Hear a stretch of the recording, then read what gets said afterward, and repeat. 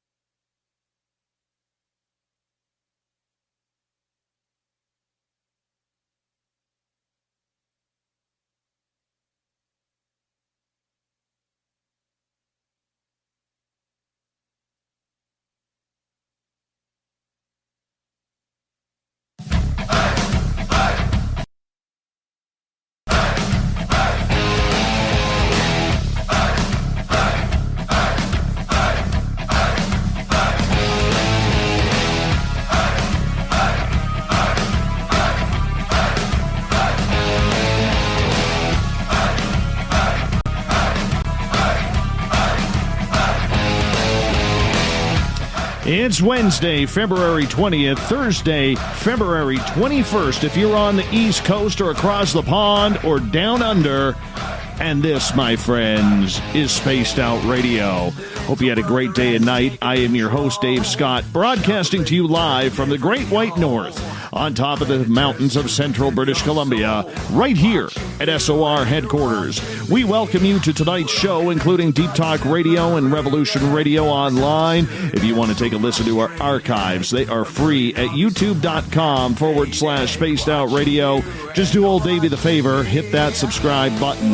Our website is spacedoutradio.com, where we have a plethora of features for you, including rocking out to Bumblefoot. Go shopping at our Spaced Out Radio store because you'd look good in one of our t-shirts or hats, and read up on Captain Shirk's SOR Newswire and so much more. Tonight's show is brought to you by the YouTube channel Insuho. Sebastian Martin brings high-quality messages to the masses. Head to our website, click on the Insuho banner, and subscribe today. The third Wednesday of every month, we have Ghosts of the Great White North, where we're joined by Mike Morin from Haunted Crew of Canada and from Haunted Hospital's television show, Morgan Knudsen. And with these two, we always have a special guest. And tonight we are joined by Matt Spearin, who is a 15-year paranormal researcher who's looked into cases of the Windigo and little people in the Canadian province of Alberta. These are some of the most amazing stories regarding ethno-history of cannibal monsters in the Athabasca district of the Northern Prairie province.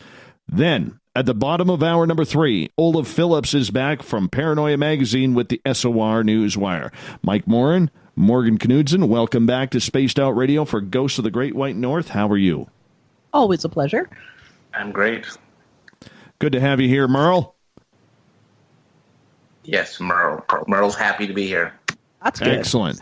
Absolutely. And Matt Spearin, we want to welcome you to Spaced Out Radio for the first time. Thank you so much about coming on in, because there's a lot of good stories that you have that I'm very excited to share with our audience. Well, it's a definite pleasure to be here, having a good time already. So. Absolutely. Matt, because everybody who has listened before knows a little bit about Mike and a little bit about Morgan, let's learn a little bit about you. What made you decide that you wanted to focus the last 15 years of your life on the paranormal? I guess the main reason would have to be I've had some pretty interesting experiences as a younger person. Sort of the main reason for knowing Morgan would be that we've connected on a lot of levels over this stuff, and that's basically how I met her, was showing up at one of her lectures. And I've been aware that there's been some really unusual things going on that I've experienced, and it's just been these questions that you try to answer, and sometimes you get close to the truth that you may think what you might think it might be, but it's always been a part of my life, so just kind of go with it. And Morgan, we'll refresh everybody's memories about you. You were with the television series Haunted Hospitals. How did you get started in the paranormal? Well, for me, it's been in the family for a really long time. But I started Entity Seeker Research and Teachings back with my original business partner, Stephanie Wirtz, who passed away back in the 2000s. But we began there, and I found out later that my great-great-grandfather founded the first paranormal association in Canada, and we continue his work. So it's been around for nearly 100 years, and it's just come down through the family. So now I pride myself on the education side of it, and doing lectures and presentations and making sure that the proper information is accessible to people that are interested. So Matt and I, we met almost near the beginning of the formation of Entity Seeker, where I was talking about dogmen and these dog-like entities that were showing up, and then he connected with that story. Very interesting indeed, and we're going to get more into that later on in the show. Michael Morin, otherwise known as Merle around these parts. You've been a paranormal investigator for a number of years now. Are you still enjoying it, still having fun? I am. That's loud. Continue to talk. Did we lose him? I'm not sure. I'm going to get you guys to move back, Morgan, because I am getting a little feedback on this end and getting some echoing. So, Merle's put himself on mute here. That's the problem that we're having with him. But nonetheless, we're going to continue on here because we do have a show to do in regards to Ghosts of the Great White North. When it comes to ghosts and it comes to the paranormal, a lot of our American friends who are listening to this show, Morgan, don't really know, maybe even care or understand how haunted the northern reaches of Canada are. Why don't you break that down for us? Often gets overlooked in terms of parapsychology and the paranormal, and we have got such strong roots and ties here, both through parapsychology and work that was done through the University of Toronto, and then my great-great-grandfather's Association for Psychical Research of Canada, and we've got some very, very strong roots, and it's really, really a core part of Canadian history. And then when we get into the First Nations as well, and they've got this amazing spiritual culture that has translated into phenomenon that both Matt and I have looked into and investigated. So there's so much in Canada, and it's kind of sad that nobody really takes the time to acknowledge it. When we think of the paranormal, we think of oftentimes the United Kingdom and things like that, and it's just, I don't know, Canada just gets overlooked. It's not good. Well, what? I don't think it... I don't know what's happening on your end there, but we're getting a lot of feedback and echo. Are you two, Morgan and Matt, I know you guys are in the same location here. Are you guys sitting close together using the same microphone, or are you using two different microphones? See if that makes a difference. Yeah, because we want to get this cleared up. Does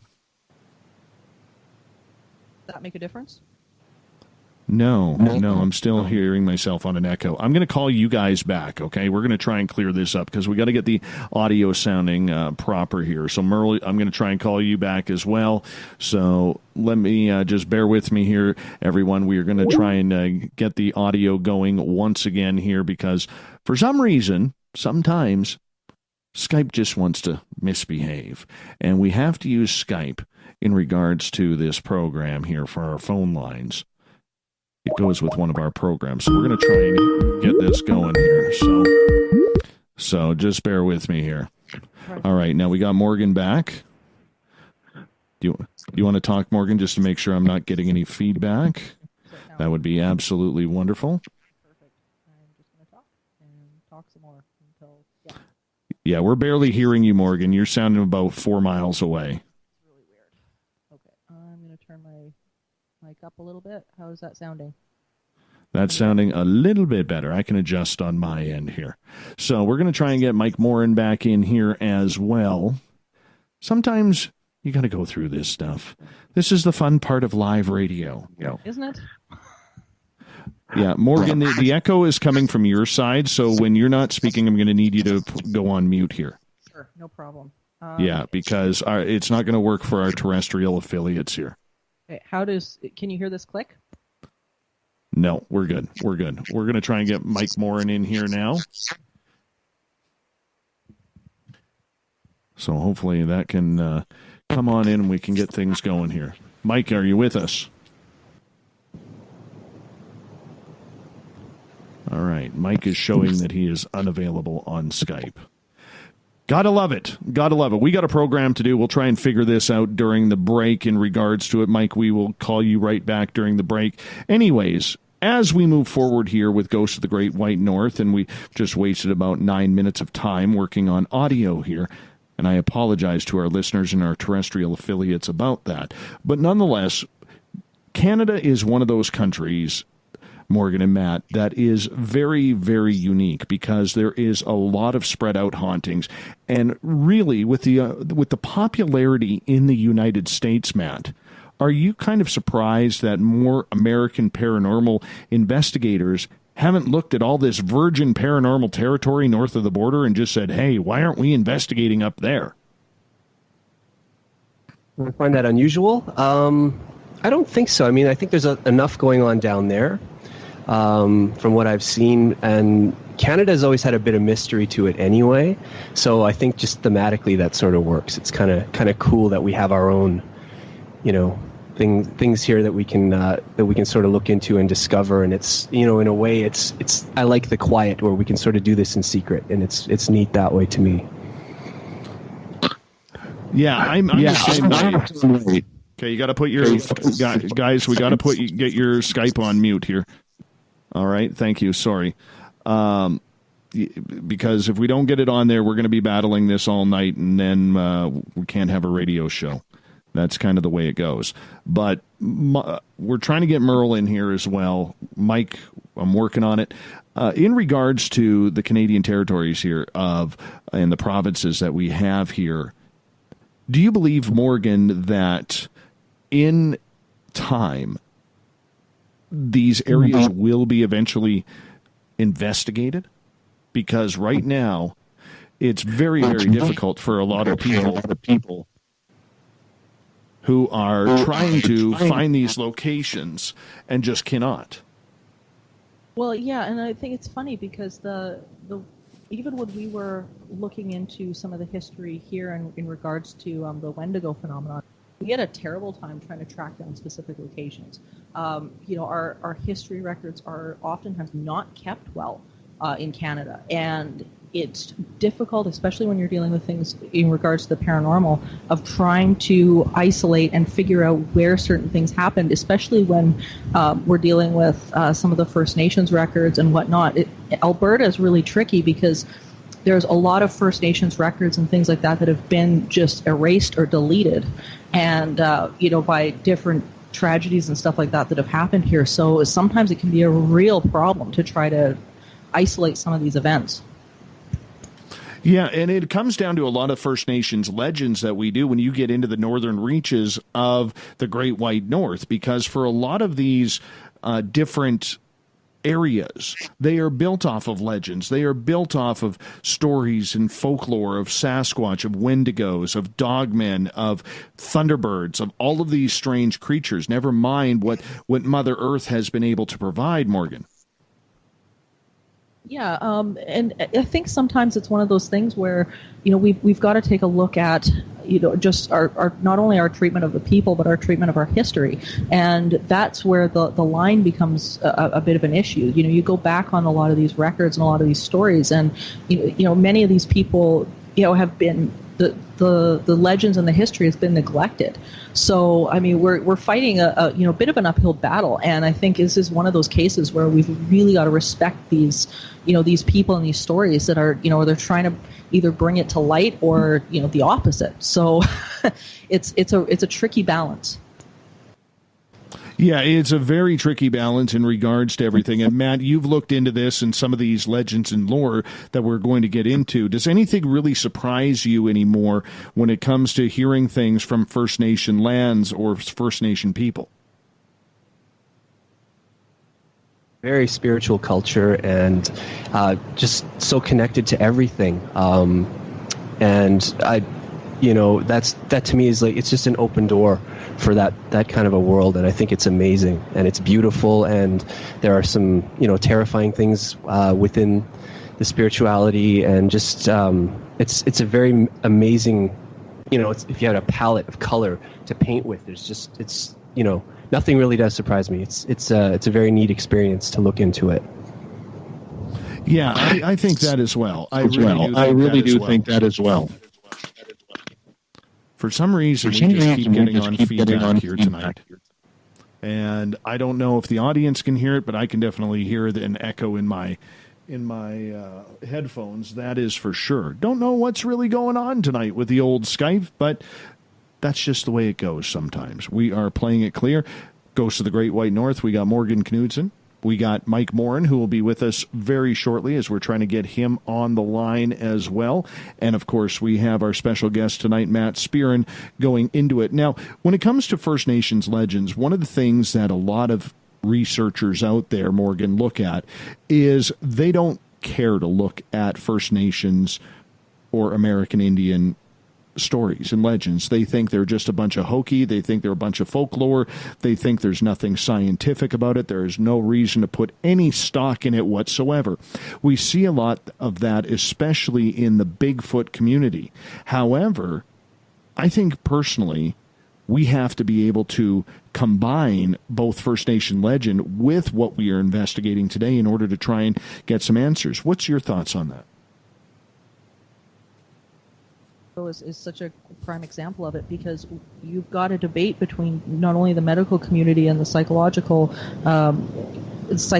community, but then of course you've got the First Nations take on it, which is of course this completely spiritual. And what's interesting is that every single one of these factors and these groups have their professional opinion on it. What's interesting is the fact that none of them actually completely fulfill the obligations that we need to come to a conclusion about what the heck it is. So it's easy to turn around and say, oh, we don't know what this is, or we don't, or that's all crazy. But the bottom line is, it's not crazy. There's people that have symptoms that are unexplainable. They've got, there's events and occurrences that are going on that are not explained. And it's something that is really the perfect example of why all these different groups need to come together to be able to actually figure out what in the heck is going on. Yeah, exactly. We got Mike Morin back right now. And my goodness, I have no idea why Skype is acting this way tonight. And I apologize to our listeners, especially our terrestrial affiliates, for this going on. And for our listeners out there, yes, I am getting your private messages. I know it's going on. That's why I've made comment about it a few times. We are working on it on this end. This is not an issue that we're used to. It's an issue that is happening through our Skype system right now. So please just bear with us.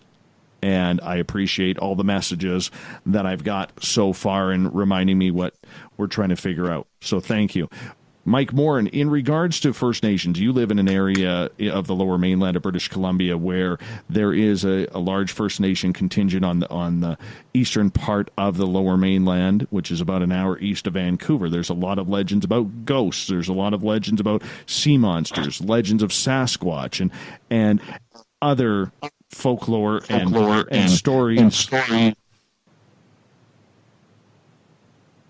stories that are out there in regards to the First Nations.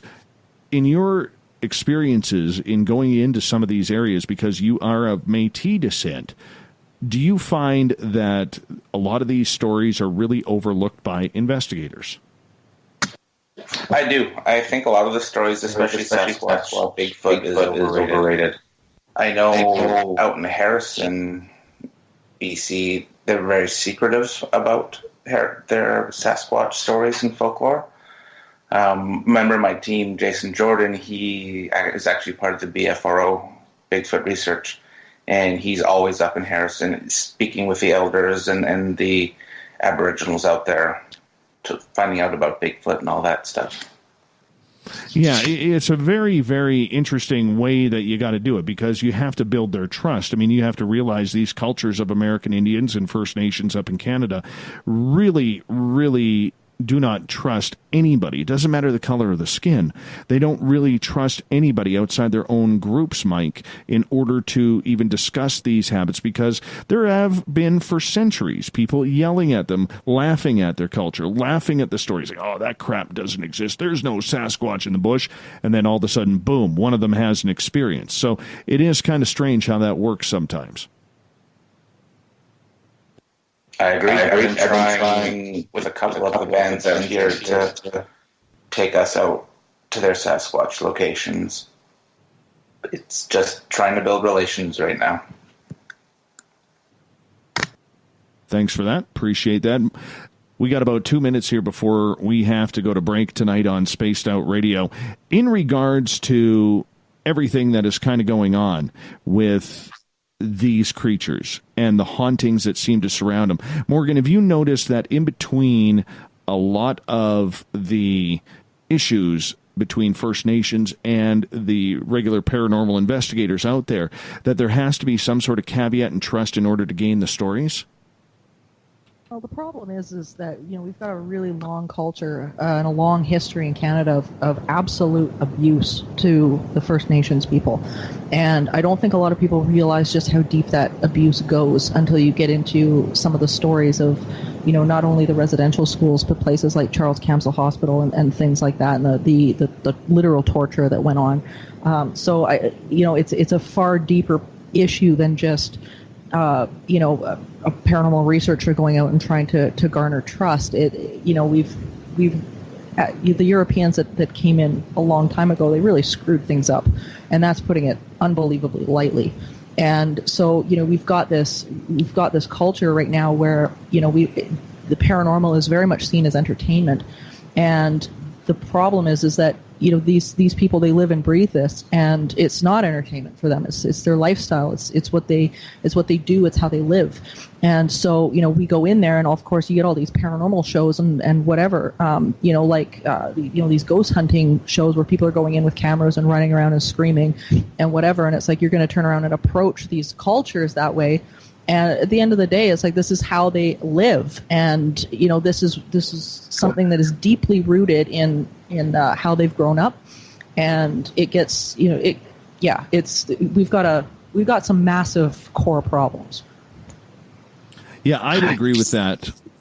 In regards to that entire situation, is there has to be some sort of communication, because I do believe there is a very beautiful blend that can be found, Matt Spearin, in regards to taking the paranormal investigations that we are on, whether it's the old Gold Rush Trail or whether it's the desert or the deserts of British Columbia going in through Alberta, where there's a lot of dinosaur bones and a lot of exciting stuff going on. There has to be that blend, 35 seconds or less, if you don't mind. I agree, absolutely. This is it's a rich land that Canada has, and the culture is so rich, and it's just we have to be able to. I think there has to be a harmony in order to sort of respect that and find it. And I agree with Morgan about, things like the paranormal TV shows and things like that. And it has there's an edge to it that I don't like that aspect of it, where there's the sensationalism and stuff like that. To me, it's always been a very spiritual thing. And I think that's where we really have to meet in order to bring it about. Absolutely, absolutely. And you guys hold on. We're going to try and fix the technical issues with the phone lines coming up here during the break. More Ghosts of the Great White North with Mike Morin from Haunted Crew of Canada, from Haunted Hospital's Morgan Knudsen, and our special guest Matt Spearin tonight. We're going to get into Windigo and so much more coming up.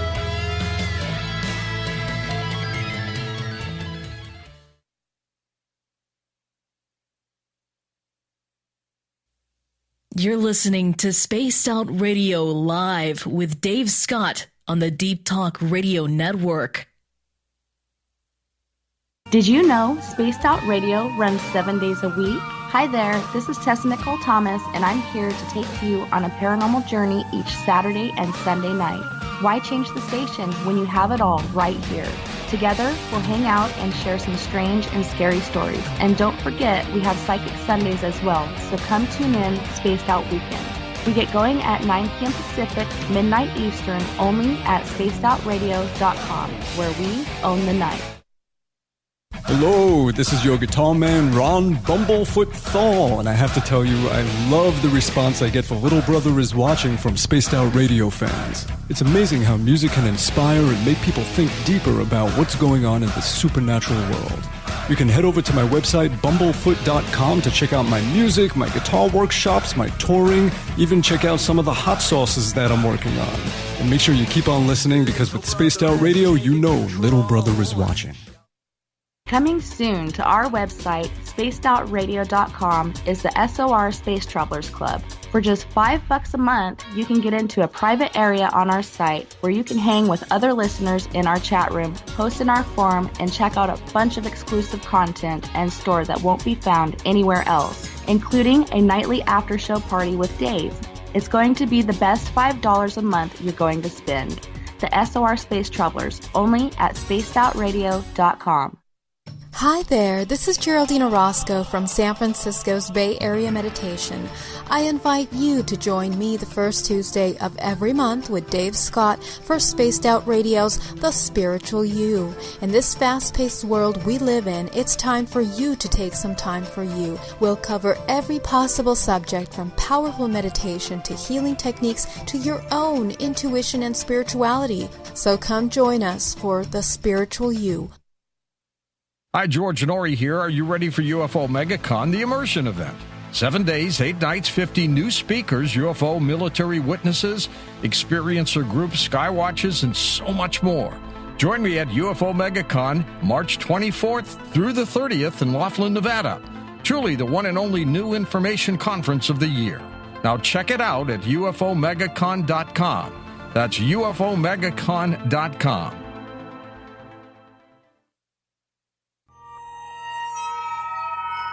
You hear footsteps in the empty room above you. A rocking chair begins rocking by itself. Don't be afraid of the things that go bump in the night. Reach for Spirit Storybox, the iPhone app, the Huffington, the only ghost hunting app you will ever need. Spirit Storybox. The spirits are telling their stories. Are you listening? We're bringing scientific thought to the paranormal. Hi there, this is Spaced Out Radio scientist Chris Cogswell. Join me, Chris Zuger, and Dave Scott the second Wednesday of every month, where we break down the who from the woo when it comes to everything paranormal. We'll investigate and try to bring sensible answers to those straight and sometimes outlandish questions people have. Hey, not everything has an answer, but we'll do our best. Listen in to Reality Paranormal, only on Spaced Out Radio. Are you intrigued by Paranormal Talk Radio? You'll love the new Paranormal Radio app from TalkStream Live. You'll find a great selection of talk shows covering UFOs, ghosts, strange phenomena, and much more. Download the Paranormal Radio app now and start listening to the very best in paranormal talk entertainment, including the network you're listening to right now, the Paranormal Radio app, free in Google Play and the iOS App Store. So, you love talk radio? Then you'll love TalkStreamLive.com. TalkStream Live is always on, 24/7, with the best streaming talk shows. Find your favorite talkers and discover some new ones. It's free, readily available online or on mobile with any smartphone or tablet. Finding your favorite talk shows all in one place has gotten a whole lot easier. Just go to TalkStreamLive.com. Be sure to download the free apps from Google Play or the iTunes App Store. Looking for a place to advertise at a very reasonable cost? Look no further than Spaced Out Radio. SpacedOutRadio.com has an advertising tab that you can click to check out our daily, weekly, and monthly packages to play on the radio, or our website including social media. From commercial spots to banners, we have it all. Check out our competitive pricing today. Visit purpleplates.com today. For over 40 years, the Purple Energy Plates have been delivering amazing results for their many customers. Inspired by the great genius Nikola Tesla, the harmony, healing, and energetic effects of the plates have proven over and over to be beneficial and often miraculous to thousands of customers. Check their site for daily specials and choose from their many energy products. You won't be sorry. Visit them today at purpleplates.com. Heading to Vancouver and looking for a night on the town? The Moose Vancouver is the bar that never stops rocking until 2 a.m. every night. The Moose has great food with everything on the menu from $6.95 to $8.95. Fantastic, vibrant staff and rock and roll that will bring you back to when the music was real, the hair was long, and the guitars were rocking. Get your party on at the Moose Vancouver, the official party bar of Spaced Out Radio. A timepiece is a reflection of who you are, and what better way to show off the real you than with an Escape watch? Escape is a lifestyle brand accessorizing your days and nights. Choose to escape and create the life of discovery that you deserve. Dream, play, unite with your own personalized Escape watch. Head to escapewatches.com. There is no time like the present to enjoy your escape. Use promo code SMF2017 for your 20% discount today. Are you tired of being blocked, shadow banned, or placed in jail for simply posting your thoughts on social media? Social Media Freedom can take care of that for you. Social Media Freedom is the newest and one of the best free new apps that allows you the freedom to post what you want, when you want. It takes seconds to download from your app store. Come join the tribe at Social Media Freedom. It's time to set yourself free.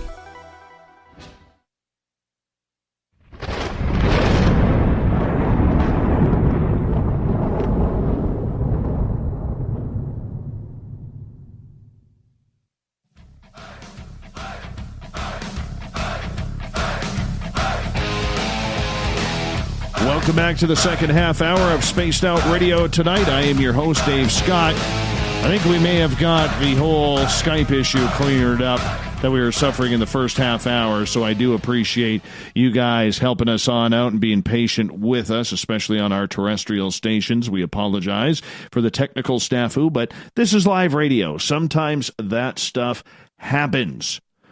Ghosts of the Great White North happens the third Wednesday of every month. We got Mike Morin from Haunted Crew of Canada, Morgan Knudsen from the television series Haunted Hospitals, and our special guest tonight, paranormal investigator Matt Spearin, are with us tonight. We're going to talk a little bit about the Wendigo and what a creature this is. This is a scary creature that a lot of First Nations believe, Matt, was very, very cannibalistic just a century ago. In many accounts within Alberta alone, and it is absolutely vicious. And the fact that it is able to basically, from our understanding, it's almost like a case of possession, where the target will eventually start to cannibalize, and it's something of like a Friday the 13th movie. It's absolutely horrible. So very frightening stuff. Where did it originate from? That's a good question. I think the Algonquin tribe was probably one of the first to document it, I believe. In about 1636, there was a fellow in Quebec, Canada. He was a father, and he sent a dispatch to his fellow clergyman in Rome, where a native woman basically told him that one of these things was coming to attack the village, and she basically tried to describe it to him, and he related it to his colleagues looking like some kind of werewolf, and that was one of the first documented accounts. But according to the different tribes, whether it be the Métis or the Cree, these things have existed for centuries. So, I mean, it's hard to pinpoint exactly where, but we can at least trace documents back as to when the first one was documented and reported. In regards to this creature, what are we dealing with here, Matt? What are we looking at? Well, it's a spiritual entity. The descriptions are, I mean, they kind of vary, but if you kind of take everything, if you're doing like a composite sketch or something like that, looking at a very tall creature that is supposed to be height of the treetops, on occasion, something very emaciated, and to the point where you can almost, like, there's a rib structure underneath it, and the descriptions of the head vary, but something zombie-like to modern descriptions, which seem to have like an antelope or a deer kind of a head, and then other descriptors have something like a canid head as well, and it apparently also it starts to eat its own flesh. Something like out of a horrible nightmare. Yeah. With this creature, in looking at some of the composite drawings of it, it almost looks like it has like a deer-like head with antlers, a human-like torso, and then some sort of like dog-like legs. It's very strange indeed. How often, Matt, are people having run-ins with this creature? How many reports are there coming out of Alberta each year? I know. I think now there hasn't. Morgan, what would you have to say about that? Yeah, I think they've been declining for a number of years, but the problem is that people are so conflicted as to exactly what the symptoms that come with it are. You've got the medical profession that is fighting, the idea that it's some sort of a psychological problem, and then you've got on the other side of it, you have these symptoms, the physical symptoms that don't seem to make any sense. And it's not just, needless to say, the sightings. The problem is the attacks come with a very specific set of physical characteristics, including rashes on the hands and feet, swelling, high fever, all sorts of things. And then you've got, this flip with these people that seems to occur where they just decide they're going to cannibalize their family. So it's a strange occurrence.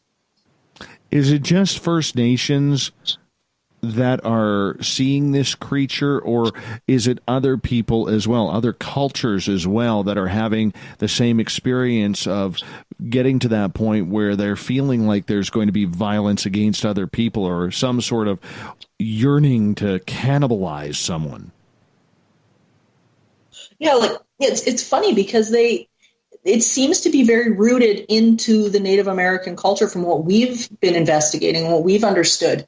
But it's hard to say because, of course, if you're not connected into that mythology and that folklore, then you might not come to the conclusion, for example, that might be what's going on. The problem is that you've got medical professionals that have said, well, this is some sort of schizoaffective disorder, or it's, a type of schizophrenia, what they call triage homicide. But that doesn't fit either, because ultimately, there's been cases in Lesser Slave Lake and places like that where they go in and, they'll pull these people out for a short amount of time and they seem to get better. And that's not something that's typical with mental illness. I have a question, actually. So I've been reading a handful of stories about it today, and a lot of this, the Wendigo coming, I guess, around you. Can you walk us through what people have experienced? Oh, sorry, Mike, can you repeat that question? We lost you for a sec. Oh, Skype. Can you hear me now? Yep. Yeah, we got you now. Okay. No, I was just asking. I've been reading a handful of the stories today on the Wendigo, and a lot of the people say they can sense or feel that the Wendigo is in the area. I'm just wondering if you have any first-hand encounter stories of people experiencing that and what they are. Yeah, I'm going to give this one to Matt because he is probably the exact person to answer this question with his own encounter, because he's been actually one of the only people we've been able to interview in regards to us seeing it. So I'll let you tell your story. Yeah. Okay. I've got, I came into contact with something when I was very young. And I guess this story kind of starts with a haunted house. And then I'll kind of get into my experience with it. And like I said, I'm going to leave this open to interpretation. I can only tell you what happened to me, but I think there's a lot of parallels with what we've been studying. People in my family bought a house in St. Albert, and and they started to experience just typical haunted activity within the house, hearing someone running up and down the stairs, somebody crying in the house, all kinds of different, just, toilet flushing by itself, things like that. And I was in the house as a small child, and I came into contact with some bicycle grease. I got it on my hands. And then I remember my parents tell me on the car ride home, I broke into convulsions, into a really bad fever, and was put into a croup-pet for like 10 days in the hospital. And they did all kinds of tests on me, and they couldn't figure out what was happening. And I eventually got released from there. And then within about a month of that happening, I was experiencing swollen eyes, swollen tongue, have to go and get a shot of adrenaline believe it or not, the Charles Camsell Hospital, which was half a block away from where I grew up. And these sort of things were happening. But along with that, I started to experience what my parents were calling a nightmare, but to me, it was something that was extremely real. And this happened for, I would say, a good 2 years straight. I'd be sleeping in my bed, and I had this set of red curtains, and there was a red blind that was pulled down, and I'd awaken at night, and the curtains would rip open, and the blind would shoot up by itself, and then this torso and these arms would come through the window, and it was a creature that was emaciated. It was covered in patchy wool-like fur. It was dark. It had very long arms, very long fingers, like I said, very emaciated. And it had a head like, believe it or not, a Scottish Terrier dog with the beards.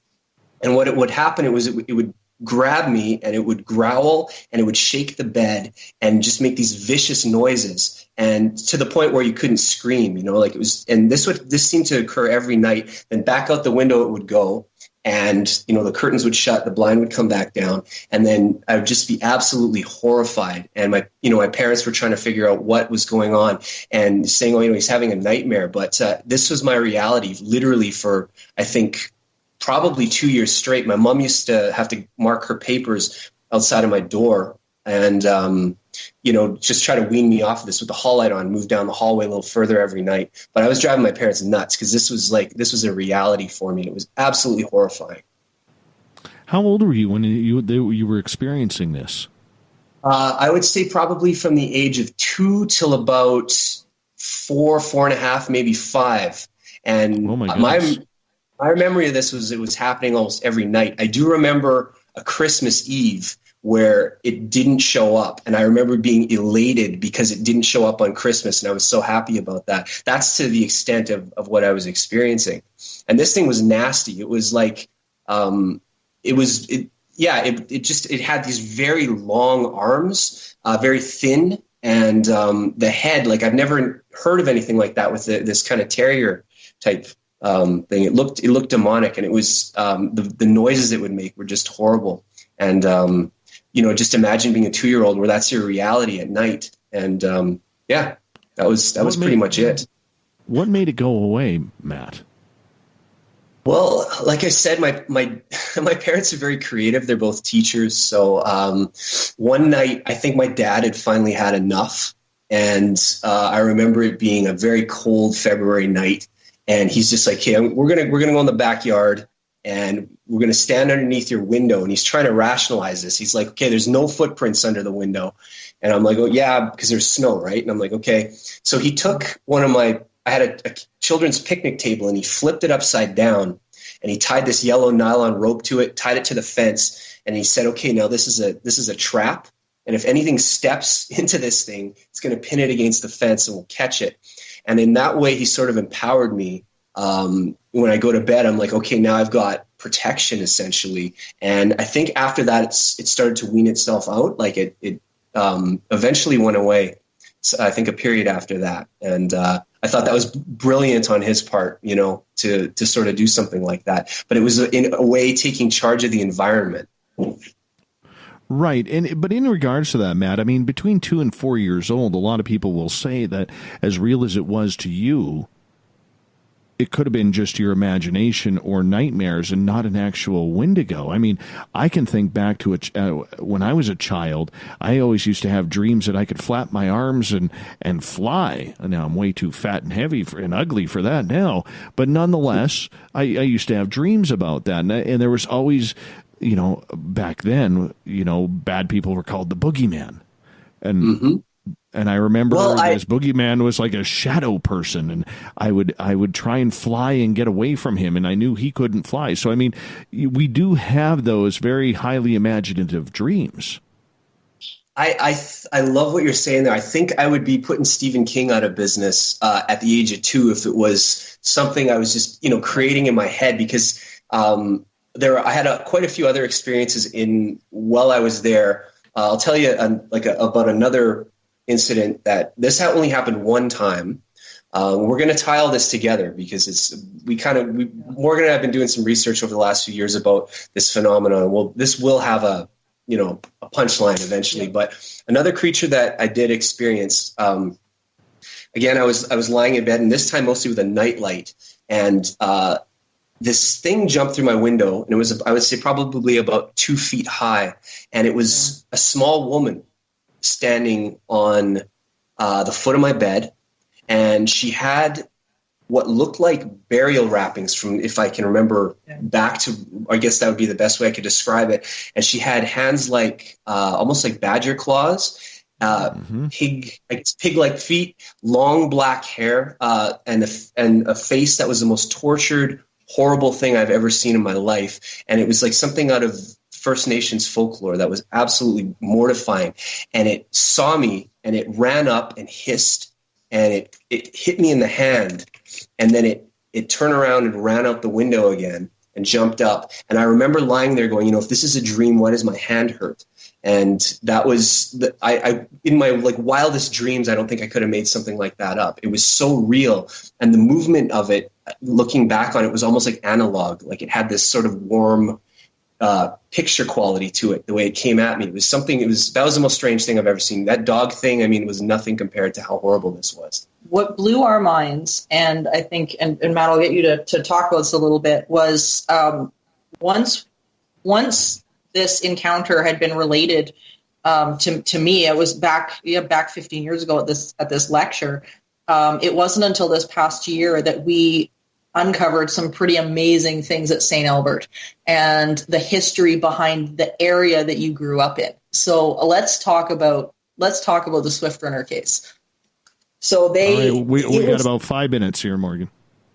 Okay, no problem. So I'm going to sort of let this launch into the next segment, because what we ended up discovering was the idea that one of the worst murders and encounters documenting the Wendigo happened pretty much exactly where Matt grew up, and he had no way of knowing this at that age. What blew our minds was the fact that this history had gone on unbeknownst to anybody in the area pretty much at that time, and he somehow picked up on this as a kid, and it's quite something. So take us through that, Matt. Swift Runner story? I guess we'll start there. All right, so there's a Plains Cree trapper, and I believe the year was 1879, and went to winter with his family, and it was somewhere, I think, Athabasca Landing, somewhere very close to that, and he had a family of 5 children. I believe he was with his wife, mother, and brother as well. And he basically reappeared the following spring and said that everybody had suffered from starvation, and he was the only person that had basically survived this thing. And when he was in the small town he went to, describing what had happened, they're all wondering what was going on, because he looked very well nourished and weighed over 200 pounds. This was a big guy too. He's probably about 6'4", and proceeded to wake up screaming at night, saying he was being attacked by a creature called a Wendigo, and it was attacking him as he was sleeping. And eventually, he was with some school children and he wanted to take them on a hunting trip. And one of the priests said that just something about that didn't quite sit right. So they involved the RCMP, and eventually they arrested him under the suspicion that he'd killed his family. And then they took him in a Red River cart out of Fort Saskatchewan to go to the campground, and he was kind of leading them in circles. And then I guess they gave him, I think it was a concoction of like plug tobacco and tea or something, and it basically lowered his resistance to lying. And he took them to a brutal, it was like something out of, like I said, a Friday the 13th movie. He cannibalized his family and basically blamed it on this creature called a Wendigo. And the place that he'd ended up was actually St. Albert, walking distance at the mission there. So what tied this together for me was that I'd had these experiences with this creature for so long, and then eventually they stopped. And then I guess I would have been about 5 or 6, so I was much older at the time. This was kind of something that you put away as a kid, and you kind of grew out of it. And my family and I were in St. Albert one evening. It was a summer evening, and we're eating dinner. And we decided my mom and dad took me up to the mission there. We walked around the grounds, and hot summer night. It was beautiful. Only Alberta summers you can you can really pull that out of there, right? So we went there and came back, and that night that thing reappeared again. And I was seeing it through older eyes, I guess a little bit more mature, and got a very good look at it. And it was absolutely demonic, this creature with the dog head. And it came back like, that was the most vicious encounter I had with it. And that was, what we had seen a golden retriever that night. I remember my mom saying, well, it must have been because you'd seen the dog in this parking lot. But, when Morgan and I found out that Swift, within 100 feet of where we're walking, Swift Runner's having these nightmares about a Wendigo. And I'm starting to put 2 and 2 together here. And I'm wondering if maybe that's what I was encountering. Could very well be. We got about a minute to go here on Spaced Out Radio. Ghost of the Great White North is back at it with Mike Morin from Haunted Crew of Canada, Morgan Knudsen from the television series Haunted Hospitals, and our special guest tonight, paranormal investigator out of Edmonton, Alberta, or thereabouts. Hey, it's a good Oilers fan. Wins with me every time. Matt Spearin is our guest tonight, 15-year paranormal investigator. We're getting into the Windigo. We're getting into little people, more ghosts of the Great White North coming up after the break here. And don't forget that during the break, I highly suggest all of you go check out our Spaced Out Radio store. There you can pick up your T-shirts, your hats, your hoodies, your beanies that you Americans like to call them. We call them up here toques. We got socks, bags, and everything. So go check that out. The reason why is we don't take donations here. We're not one of those shows or those networks that says, hey, give us money so we can stay on the air. We're not like that. If you want to support this show, go to our store. That way you get a T-shirt, and we'd love a photo of that to put that on our website because it would look so darn good. Imagine you on our website in a Spaced Out Radio T-shirt. That would be absolutely fantastic. We got more Ghosts of the Great White North coming up on Spaced Out Radio in hour number 2 next.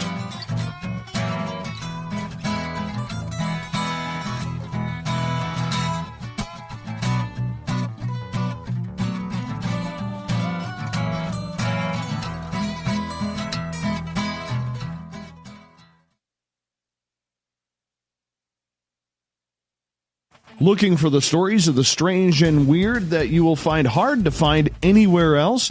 Check out the SOR Newswire on our website. Our writers, led by Captain Shirk, are scouring the world for the oddest and most bizarre stories we can find. Everything from weird crime to suspenseful and paranormal. We're working hard for you to bring you the most intriguing news of your day. Check out the SOR Newswire at spacedoutradio.com today. Every night on Spaced Out Radio, we have places for you to hang out. Hi, this is Carl. Join our SOR Space Travelers group on Facebook for live chat. On Twitter, using hashtag Spaced Out Radio, you can also join us in our Spreaker chat room. Check us out on Instagram at Dave Scott SOR. All of our archives are free on YouTube at Spaced Out Radio. By the way, I'll be watching you at your window until you do. Bye! You're listening to Spaced Out Radio Live with Dave Scott on the Deep Talk Radio Network.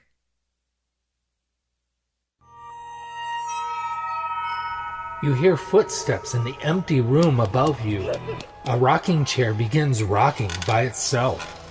Don't be afraid of the things that go bump in the night. Reach for Spirit Storybox, the iPhone app the Huffington Post UK called the only ghost hunting app you will ever need. Spirit Storybox. The spirits are telling their stories. Are you listening? Get your horns up with me on Spaced Out Radio. This is Ron Bumblefoot Thal. Come tune in to SOR where you can hear me rock out with Little Brother is Watching, the official theme song of Spaced Out Radio.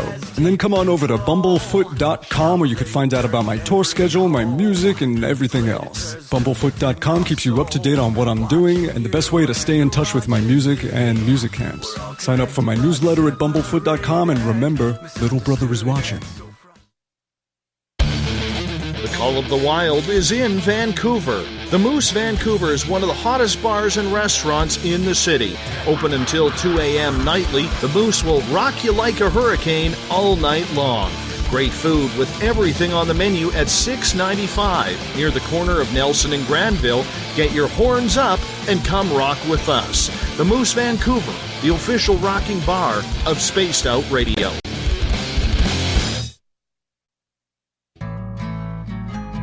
Looking for a place to advertise at a very reasonable cost? Look no further than Spaced Out Radio.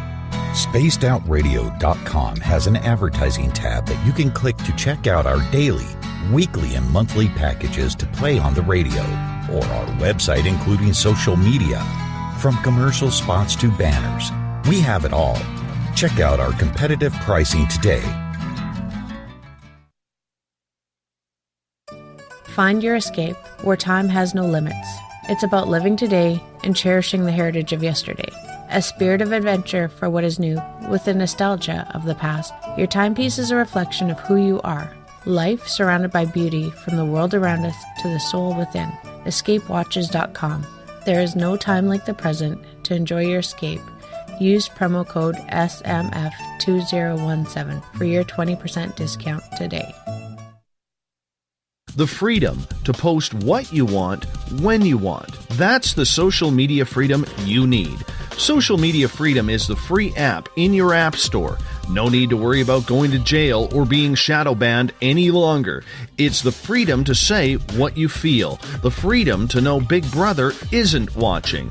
It's the way social media is supposed to be. Social Media Freedom.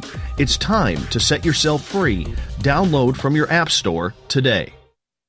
We are getting ready to relaunch the SOR Space Travelers Club at spacedoutradio.com. For $5 a month, you can join us for a plethora of features found nowhere else. Hang out in a private chat room during the show and after party. You can check out some exclusive content and a store specifically for you, as well as a private listener forum where you can post your thoughts, stories, and pictures. The SOR Space Travelers Club, coming soon to spacedoutradio.com. So, you love talk radio? Then you'll love TalkStreamLive.com. TalkStream Live is always on, 24/7, with the best streaming talk shows. Find your favorite talkers and discover some new ones. It's free, readily available online or on mobile with any smartphone or tablet. Finding your favorite talk shows all in one place has gotten a whole lot easier. Just go to TalkStreamLive.com. Be sure to download the free apps from Google Play or the iTunes App Store. Hi, George Norrie here. Are you ready for UFO MegaCon, the immersion event? 7 days, 8 nights, 50 new speakers, UFO military witnesses, experiencer groups, skywatches, and so much more. Join me at UFO MegaCon, March 24th through the 30th in Laughlin, Nevada. Truly the one and only new information conference of the year. Now check it out at UFOMegaCon.com. That's UFOMegaCon.com.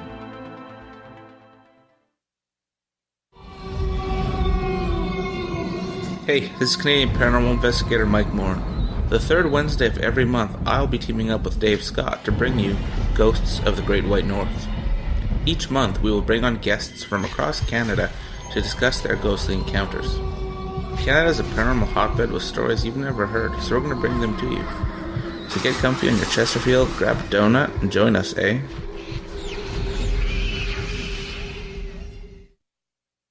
On the first Tuesday of every month, I encourage you to come along for a journey with me, Geraldine Orozco, on The Spiritual You.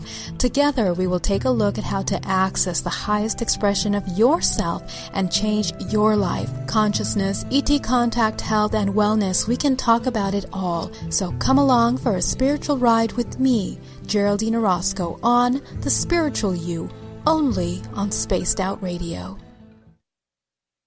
You know, it's hard being the bad man of ufology, but that's just the way that I like it.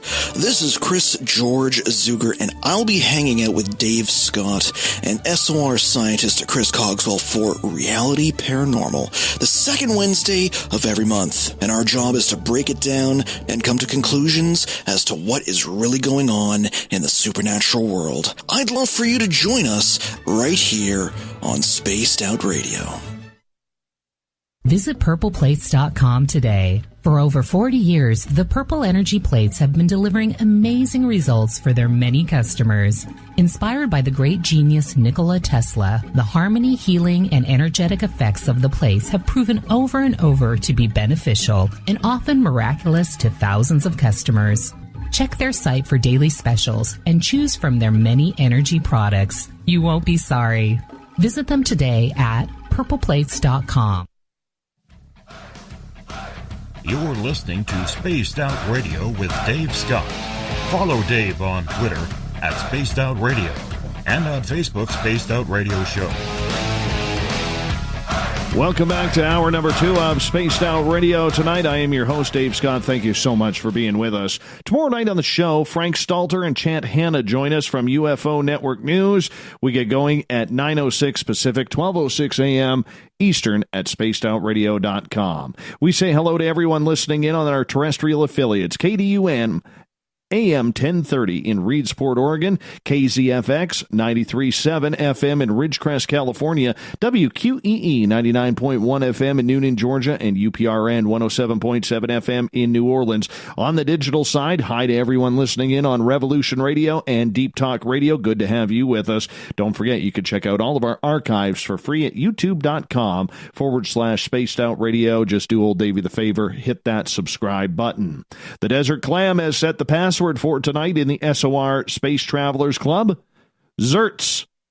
Zertz is your password. Make sure you use it wisely, Space Travelers, as the Clam sets the password each and every night right here on the mighty SOR. Our website is spacedoutradio.com, where we have a plethora of features for you. Rock out to Bumblefoot. Go shopping right now at our Spaced Out Radio store while you're listening. Pick up your latest SOR swag and read up on Captain Shirk's SOR News Wire and so much more.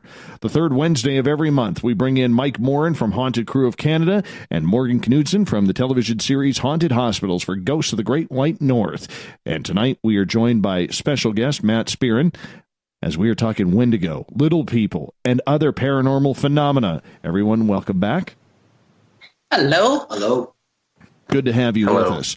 I want to get things started right off the bat with a question from our audience. This one comes from BTO. We always like to get his questions in because even though he's a New York Mets fan, and I'm a Yankee fan, and we're like oil and water, he has a nice beard, and that goes a long ways over here.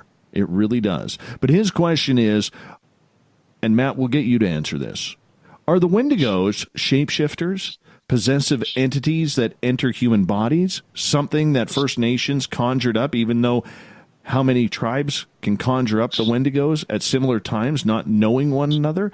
Or do you believe they are some sort of hybrid or potentially genetically engineered creature?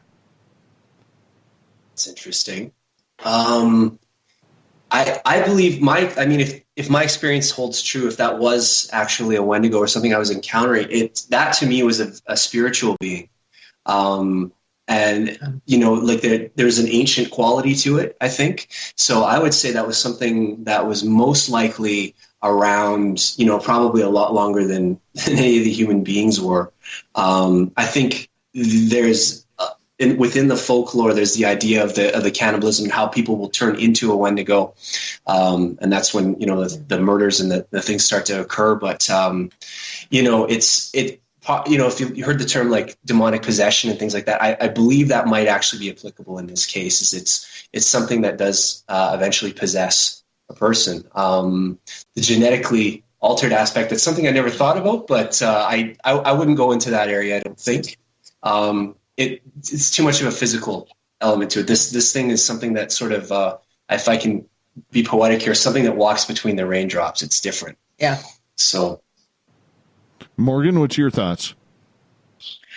Yeah, it's such a strange phenomenon, but I kind of have to agree that it seems to have its own consciousness about it, and because you look at the scientific evidence behind it in terms of what people are basically disagreeing on when it comes to psychology and just biology and things like that. And there doesn't seem at this point to be a natural explanation for it. But I would have to say, agree with Matt, where it seems to have a very ethereal quality. And what we've found over the years in terms of hauntings and whatnot is that when you get enough focused energy into a space, that things seem to manifest. And, I kind of lean to that idea that maybe that's why we're seeing it in these specific cultures, is that, you get enough focused energy into a certain space under the right conditions, and maybe this is what happens. I don't know.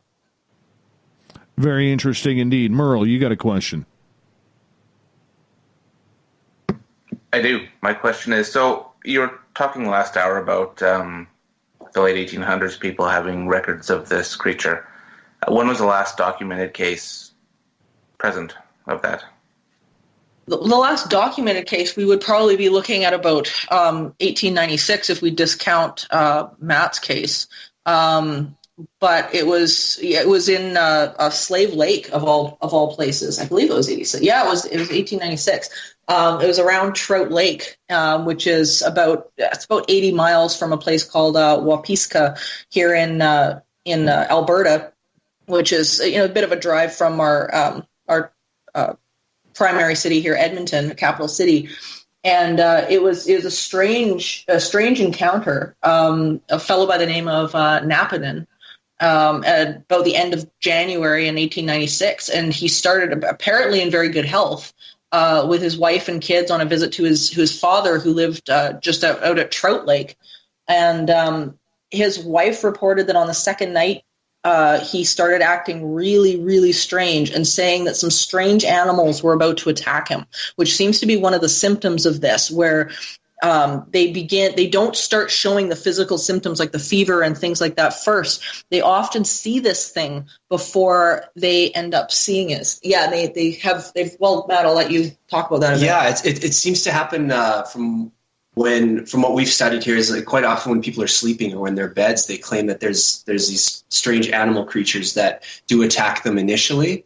And then the symptoms start to take hold. And one of the major symptoms is swelling of face and body, things like abnormal swelling, and fever, and just general irritability and things like that before things start to snap. And then all of a sudden, we've got kind of a list of symptoms here. Nausea and vomiting, emaciation, sort of a glazed look to the eyes, swelling of the face, trunk, limbs. There's violence and shouting, unusual vocal sounds, which in our, we kind of look at that maybe as maybe a form of possession. I don't know. But those are some of the things that people deal with. Yeah, it's in this case got really bizarre because once they got out there, he reported the swelling as well, and they ended up the family ended up killing him. They ended up hitting him 4 times with an axe in the head. And the reason that they oftentimes would kill these people with an axe was that they believed in the culture that a bullet won't pierce the Wendigo's, I guess, flesh or whatever you want to call it. And then the body at that point is usually cremated. But it's an incredibly violent encounter when this stuff starts happening. And then, of course, you tack that into the idea that, people are fearing it, and, they began to lean into almost this witch hunt culture for a while. But that was the last case that they labeled specifically as possible Wendigo. Were they ever... Oh, go ahead. Sorry, Mike. Go ahead. Yeah, I was just going to ask, was it ever documented that they were around wildlife or like bit by wildlife before things like this would happen? I've never heard of that. I haven't either. Interesting. In regards to these experiences that people are having, what's the difference between the stories that we are hearing regarding this and the idea that this could be one hell of a demonic possession? Yeah, I think, well, the whole idea behind possession in and of itself is kind of a hot subject, because, there's really no evidence that possession happens to begin with. So this sort of throws a wrench in things. There was I don't know if you guys remember the case, not that it was just a few years ago, of the fellow who was beheaded on the Greyhound bus and then was eaten. And that was quite recent. But there's an ethnohistorian in Alberta here, who from the University of Alberta, who was convinced that was a possible Wendigo case. Although it didn't seem to come with any of the physical symptoms that we've just talked about. So, that's a tough one. The idea of, what is possession to begin with? It sort of opens a whole can of worms. It really does, because when you look at it, a lot of people will say that this does sound more demonic than it does some sort of legend. But if people are seeing some horned creature with antlers, not more horns, but antlers, and that is eating its own flesh and eating its own skin and still surviving, that almost sounds like a skinwalker as well, which we hear a lot of around the Ute or the Ute tribe down in Utah. Yeah, there seems to be a definite correlation between, or a related correlation between the two. But again, the skinwalkers don't come with the physical symptoms. And what's interesting about this is the fact that some of these people, they'll come in and, they've got all these symptoms and whatnot, but they seem to, give them a number of days under the right treatment. And oftentimes it's just, being in the presence of different people. We'll walk out 4 days later and they'll be okay, which sort of knocks out the idea that it's some sort of a mental illness, because that just doesn't go away. It's really, really weird. Are we looking at mental illness then? It doesn't look that way. Matt, did you want to talk about that? I don't think so in this situation. Like this is situational. And as Morgan said, the people seem to, back in, with the studies we've done, if they weren't killed or, put to death in any way like that, a lot of them seem to have recovered. And to me, that's sort of a way of looking at it. Like you don't really come back from something like schizophrenia. That's something like if it takes hold, it's there. And this is like I don't want to say like a lapse in judgment, but it's like it's something that just specifically does occur and then seems to calm down afterwards. So I wouldn't go in the mental illness route with this. No, but there is something sickening, almost like a zombie-like disease that just kind of builds up out of this, is it not? Yeah, well, what we found was really interesting. We took a trip out to one of the sites that Swift Runner was said to camp out at for a little while, and what we discovered there was kind of interesting. It was full of something called rat root. And rat root, under the right circumstances and whatnot, and taken in relatively small doses, is not only a painkiller traditionally, but it's one hell of a hallucinogen. So that was a factor that was quite interesting for us as investigators that we have not seen brought up in other cases. But however, that was only one specific location we went to. So I mean, that's, you know, the odds of it being in every single spot is probably pretty slim. Incredible. Absolutely incredible in regards to this. We're talking with Mike Morin from Haunted Crew of Canada, Morgan Knudsen from Haunted Hospitals television show, and our special guest, Matt Spearin, tonight, a 15-year paranormal investigator on Ghosts of the Great White North. We're talking about Wendigos tonight on the show. And in regards to this creature, are they seen more in the northern reaches where there's less civilization? Are they seen more towards First Nations reservations? Where are they located? Where are these sightings happening? My feeling on it is that it's not something, I don't necessarily approach it like something like a Bigfoot, maybe, where there's, you know, physical evidence in the woods. To me, it's more of an encounter on the in-between, like between the, you know, where you're half asleep, half awake, in that sort of a world where it's, you kind of, different doorways are open in your subconscious, right? And I think that's sort of where this type of entity is going to make itself most known. So that's where I would come from with that. Morgan, where in Alberta are you seeing these reports coming from? Yeah, it's funny. Like, I have to agree with Matt. Like, I think this is, it's not really isolated to one particular area. It's more about the culture, I think, in which these entities, or the mindset in which these entities kind of manifest. And we see that with haunting cases and whatnot as well, is that it has a little bit more to do with the mindset than it does the specific location. And I think we see these in, northern Alberta and possibly some of the colder areas, but often because there can be a connection, not always in every case, but there can be a connection to the winter months, and to the point where when we started to really look into this and investigate this stuff, we realized that we had to wait till spring because it was traditionally just taboo to speak the name Wendigo during winter months at all. So we couldn't interview anybody. So it seems to be almost seasonal. You bring up an interesting point there. Sorry, Mike. You bring up an interesting point there in regards to the fact that you don't talk about this during the winter. Why is that? They believe, many of the cultures, the Métis and whatnot, they very much believe that when you speak about it, you attract it. And because it tends to show up during winter months and times of famine, it's just better just to, keep it quiet. Mike?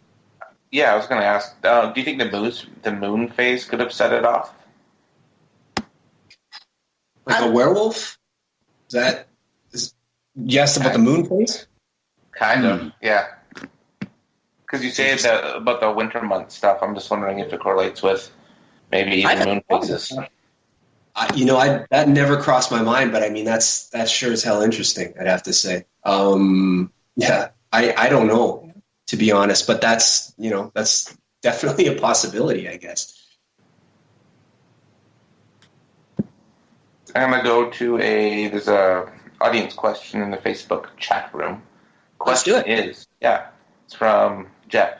Has any physical evidence ever been found to validate the legends? Example, like hair samples, nails, bones, documents? No, there's never been any physical evidence in terms of evidence of a living, breathing creature. Which, I mean, isn't a surprise if you're dealing with something that's, sitting more into the spiritual realm of things. It's like, can we find toenails from a ghost? Well, no. But, the physical evidence seems to be very much rooted in the physical symptoms of the people, and then this sort of chain of events that seems to happen specifically around them. But yeah, in terms of like physical evidence, you'd have to assume that this was a flesh and blood creature. And so, no. Are there any understandings on how to kill or get rid of this creature? Have the First Nations figured that out yet? Or do they go into hiding when this creature is around for their own protection? From my research on it, I believe that when the the victim has been possessed.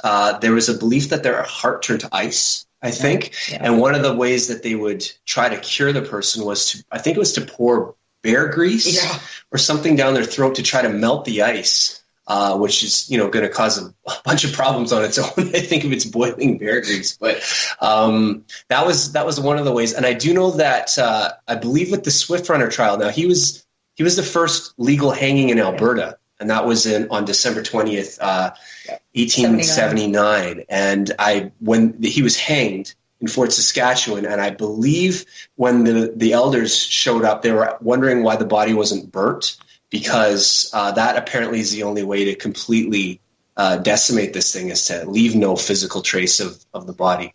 So burning was prominent. And then I think we also uncovered that, like shooting it or anything like that's not gonna do any damage. Yeah, it was always about an axe or something like that. Like Matt was saying, the burning of the body.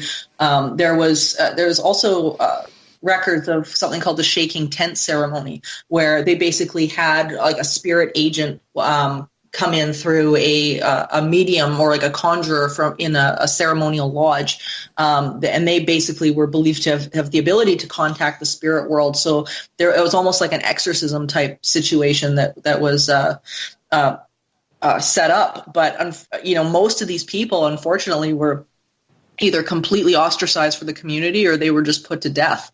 And there was a number of times that, these situations, they would go to court and, they were told, you can't actually hack somebody up with an axe if they turn around and tell you they might be going Wendigo.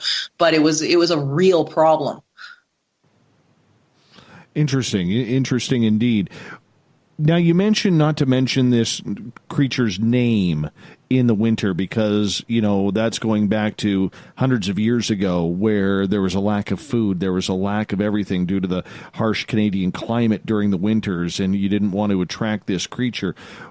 Do people in the community of the First Nations or people around that or associated with that community, is it different set of rules come summertime or springtime or fall harvest? Yeah, it seems to be relatively open ground at that point. We've not had a problem talking with anybody after the winter months. We were actually told by one historian that he'd be glad to talk to us as soon as spring hit.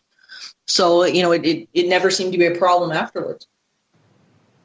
So looking at this creature then, is this a creature as you guys, and Matt, I'll ask you this, as paranormal investigators, do you go looking for this thing?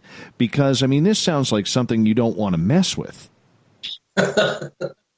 Honestly, I would say no. And just based on my own personal experience with it, like I said, as a child, I went through all of these experiences. And then when Morgan and I started digging all this stuff up again, I find the more time I spend with it, the worse my nights are, because I've had similar experiences just lately, even where I'm not seeing this thing anymore. I think when you're a child, you're able to interpret that world a lot better. The veil is sort of not come down over your eyes. But I've had experiences recently where we spent a lot of time talking on the phone about this, or, going to Fort Saskatchewan where he was hanged and things like that. I come home and I have the worst nights with an experience, like just nightmares and things like that of this creature. So I find the more attention that I pay to it, the worse my nights are. I'm not looking forward to going home and going to bed basically tonight, because I think there's a very good chance that it won't be a very good sleep. So that's how I have encountered it anyway. And you're talking about it during the winter. And it's like horrible outside. We're looking out the window right now and it's vicious. So yeah, we're basically breaking all the rules right now. Getting back to the evidence part, the feet, are they human feet? Have they ever found any type of weird footprints or anything along those lines? Not that I've read about.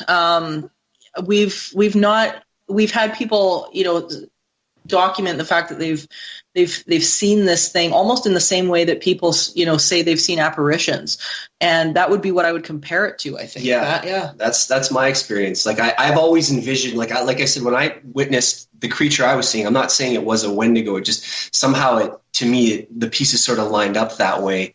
But it fit the description of what a lot of people have experienced. When you look on the internet and there's photos of, or artists' interpretations of something that you kind of dreamed up when you were a kid, that's a little startling. I've always envisioned the legs to be sort of canid, with the I guess it's a tri-segmented leg. Is that what that's called? Probably there's a human gait to it, but it was fast. The one that I experienced was very quick, right. And vicious, and just like, and it had this ethereal kind of light that surrounded it. It was horrible. So, all right, Matt, I'm going to get you to hold on right there, Morgan, and Mike, you stay put as well. Spaced Out Radio continues right after this. We're talking Wendigos, Little People, paranormal stories on Ghosts of the Great White North coming on up.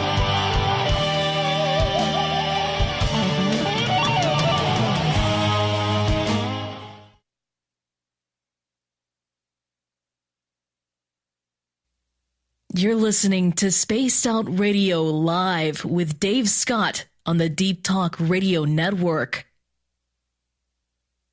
Visit purpleplates.com today. For over 40 years, the Purple Energy Plates have been delivering amazing results for their many customers.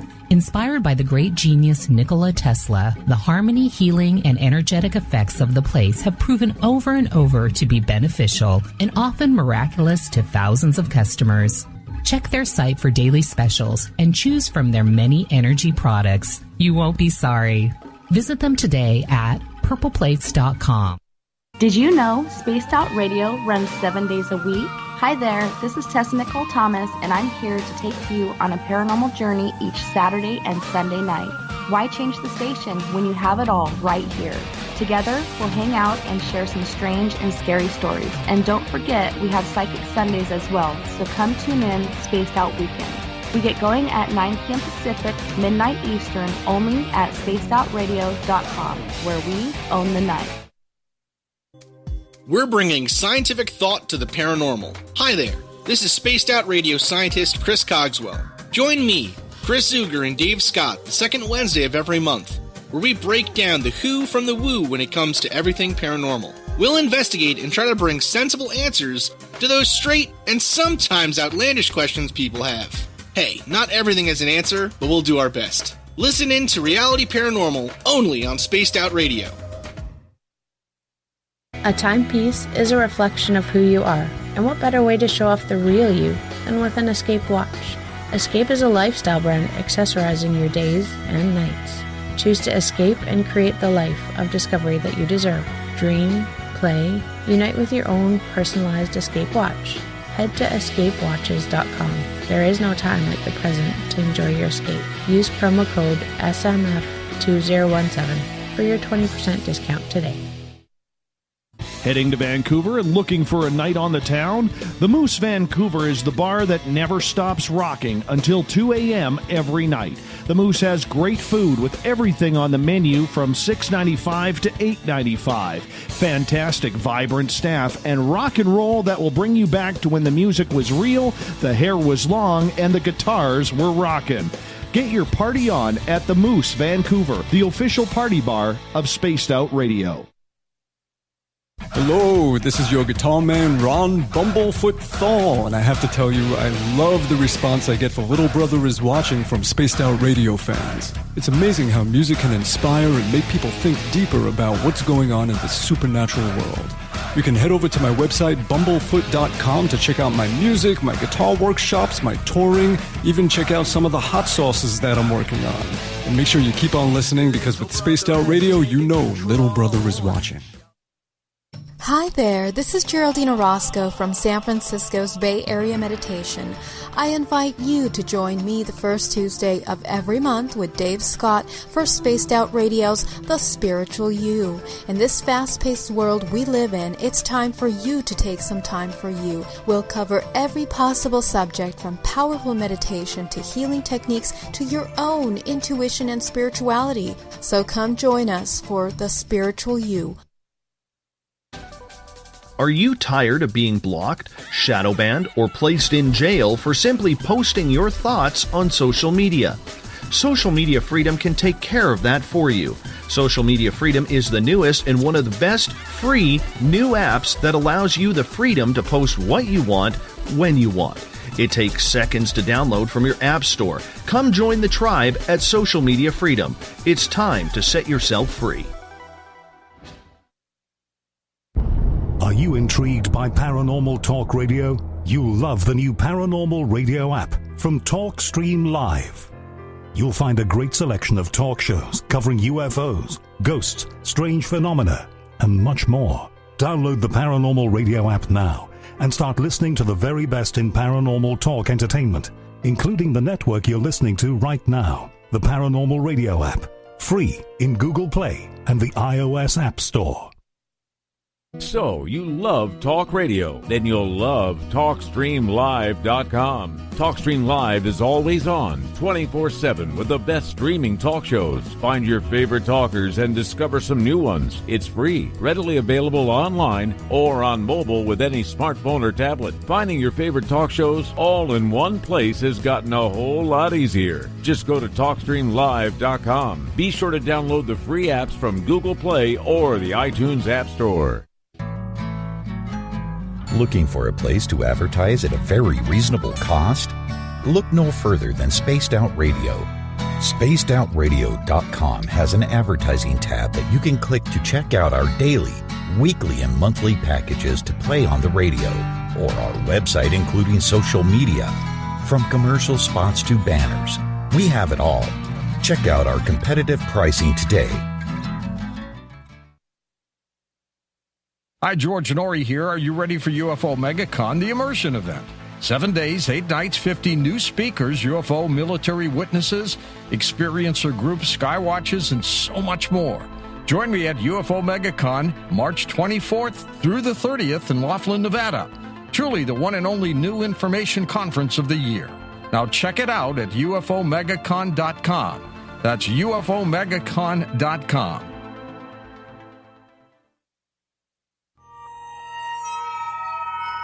You hear footsteps in the empty room above you. A rocking chair begins rocking by itself. Don't be afraid of the things that go bump in the night. Reach for Spirit Storybox, the iPhone app the Huffington Post UK called the only ghost hunting app you will ever need. Spirit Storybox. The spirits are telling their stories. Are you listening? Coming soon to our website, spacedoutradio.com, is the SOR Space Travelers Club. For just $5 a month, you can get into a private area on our site where you can hang with other listeners in our chat room, post in our forum, and check out a bunch of exclusive content and store that won't be found anywhere else, including a nightly after-show party with Dave. It's going to be the best $5 a month you're going to spend. The SOR Space Travelers, only at spacedoutradio.com.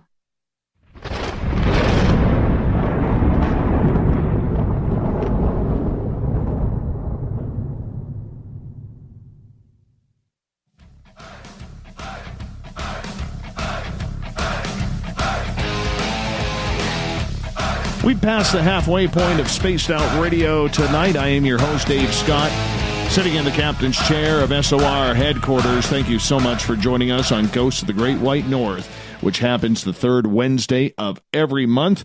Merle Morin and Morgan Knudsen will be back on Wednesday, March 20th, so make sure you put that on your calendar. We're talking with our special guest tonight, Matt Spearin. We're talking Wendigos, little people, taking your questions. We're getting into the paranormal talk as well. Thank you so much. And we're going to kick this off with a question from BTO in the chat room. And he is asking, Morgan and Matt, has there been any audio or visual evidence regarding the Wendigo? And do you feel that Wendigo are more earthly based or more extra or interdimensional entities that were placed on Earth?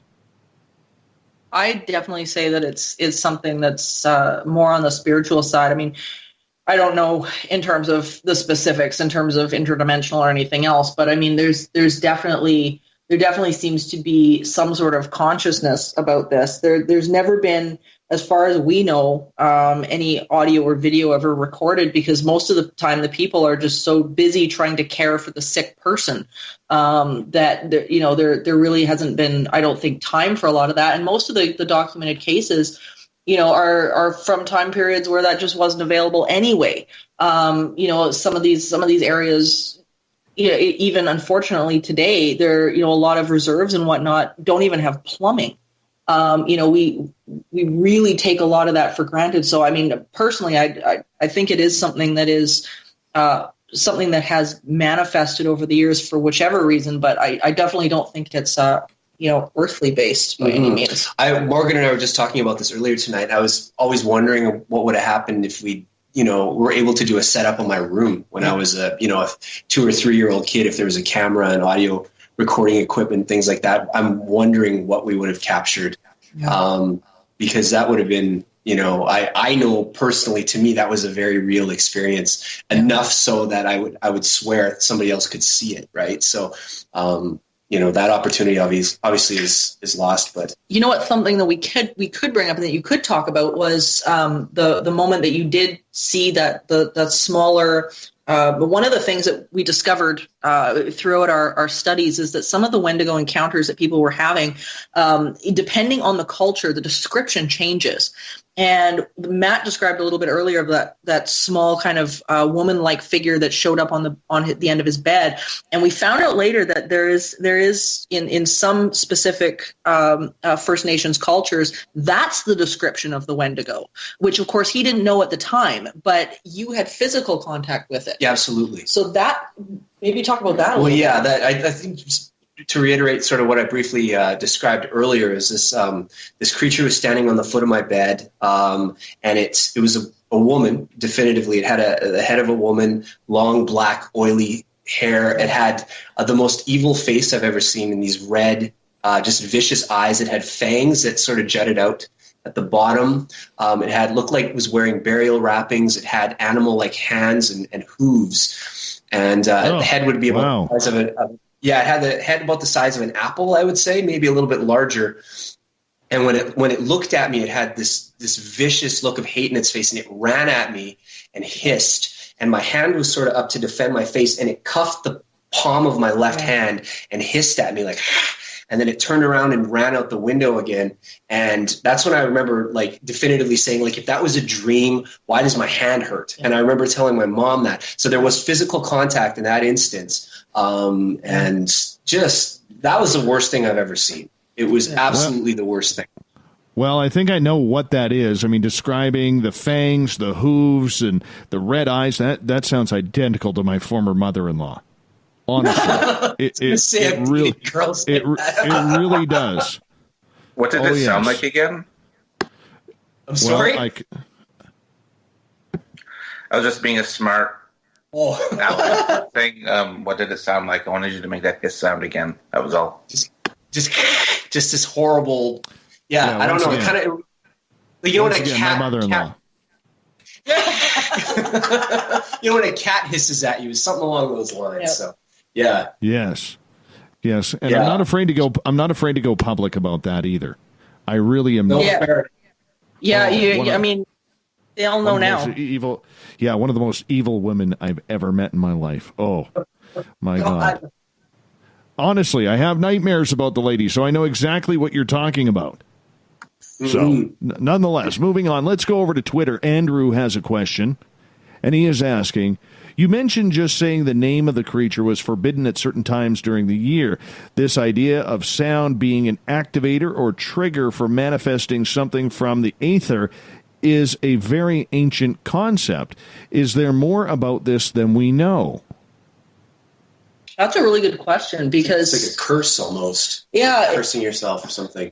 Yeah, I think anytime, at least specifically with, haunting phenomena, of course, that's where I specialize in, is whenever you're putting focus into something, the more you seem to get back. It's almost like, the universe is kind of like a mirror, and whatever you're projecting and you're putting out there, all of that tends to get reflected back at you. And, and I think this is just one of those situations where they've discovered that, if you've got intense fear about something, you've got intense focused energy into something, you tend to get it. Mm-hmm. So we have a metaphor where it's like if you're actually emitting music, like a certain radio station. We've talked about this. Like if your mood is projecting like death metal or something, that's your audience that you're going to draw in. But if you're on a happy wavelength, we've called it like, I think, the Beach Boys frequency or something. If you're putting that out there, that's going to be the audience spiritually, so to speak, that comes. That's that in a way that's been our experience, but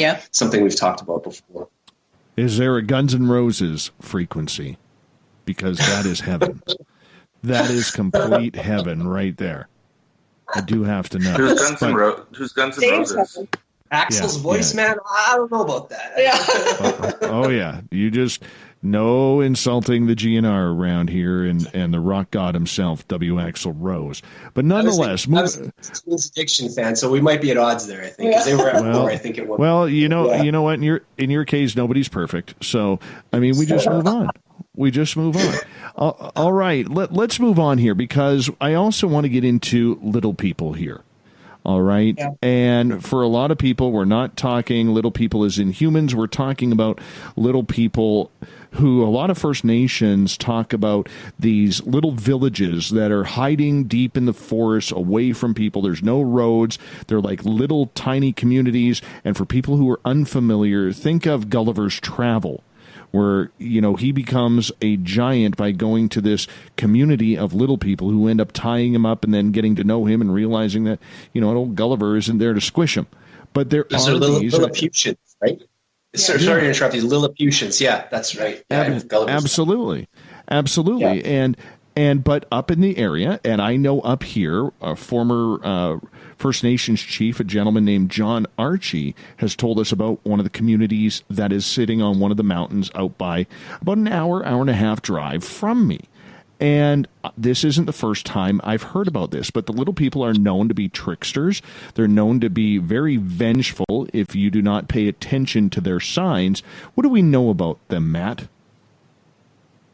Well, my experience with them, I haven't dug into that too deeply, but I mean, I think you can kind of equate that in a way to the fairy lore that's, overseas in Scotland and Ireland and things like that. And there's encounters, and I do know that, again, going back to something along the lines of like a child's way of interpreting the world, that children have often encountered or have seen these things and have had, experiences where, they can't do it anymore as adults, but it's something in that very young, I don't know, how would you describe that? Yeah, I think, there's almost an innocence to it in some ways, and it's seen in all sorts of cultures, right into the Aztec.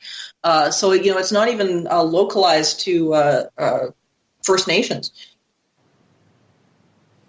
Well, I haven't heard a lot of Caucasian people running into these communities. It's mostly First Nations in regards to this. Why is that, Morgan?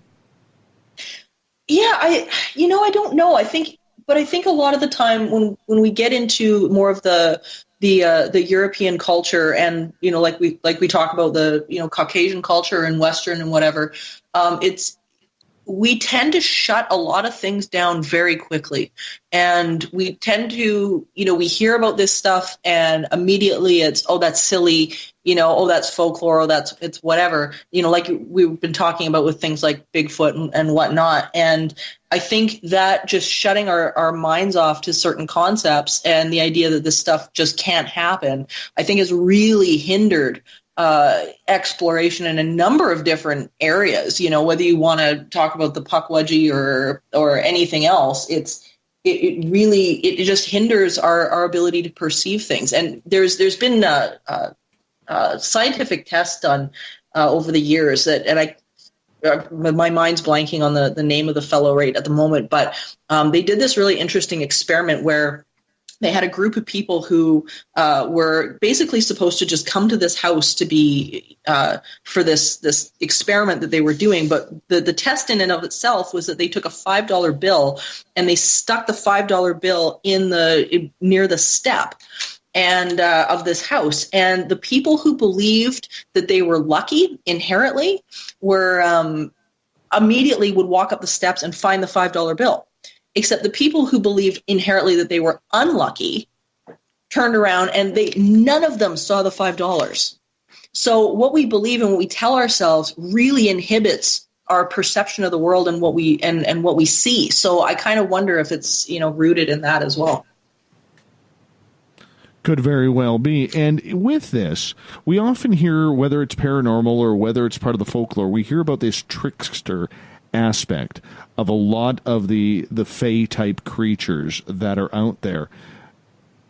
Is it something that we feel as humans that we have to be aware of because they're trying to pull one up? Is it because it's what we've done or what they've seen that we've done to the environment? They're just lumping people all in together as one? Because technically any attack on people would be very, very... I don't even know the word I'm looking for.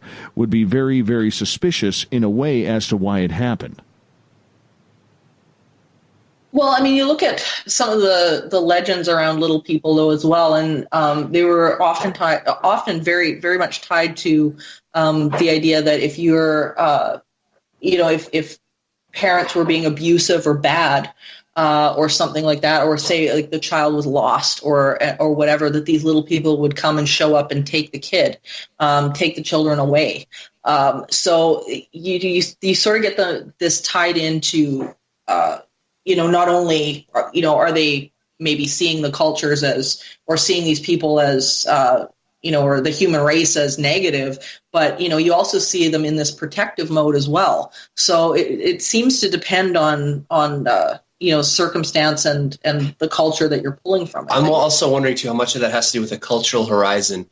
Because if you look at something like, UFO lore and things like that, and just thinking about something like a fairy living inside of a mushroom or something like that, then you look at like one of these bald grays coming out of like a saucer shape, that's sort of the 1950s mentality and taking people away, right?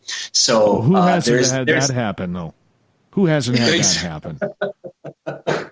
There's that, but that's just sort of the idea, right? Is it like how much does the cultural horizon have to actually affect what we're experiencing? And now I guess it's like ultra dimensional or whatever the terms are these days. Yeah, like it's beyond it's kind of moved beyond the alien thing now. So yeah. Oh, nothing moves along the alien side. I think that's the key to everything. When in doubt, aliens. We got about 7 minutes here before we got to go to break here on Spaced Out Radio. Morgan Knudsen, Mike Morin from Haunted Crew of Canada. We are joined by special guest Matt Spearin tonight on Ghosts of the Great White North. And we continue on here talking about First Nations legends, little people, in regards to absolutely all the weird and strange that is going on.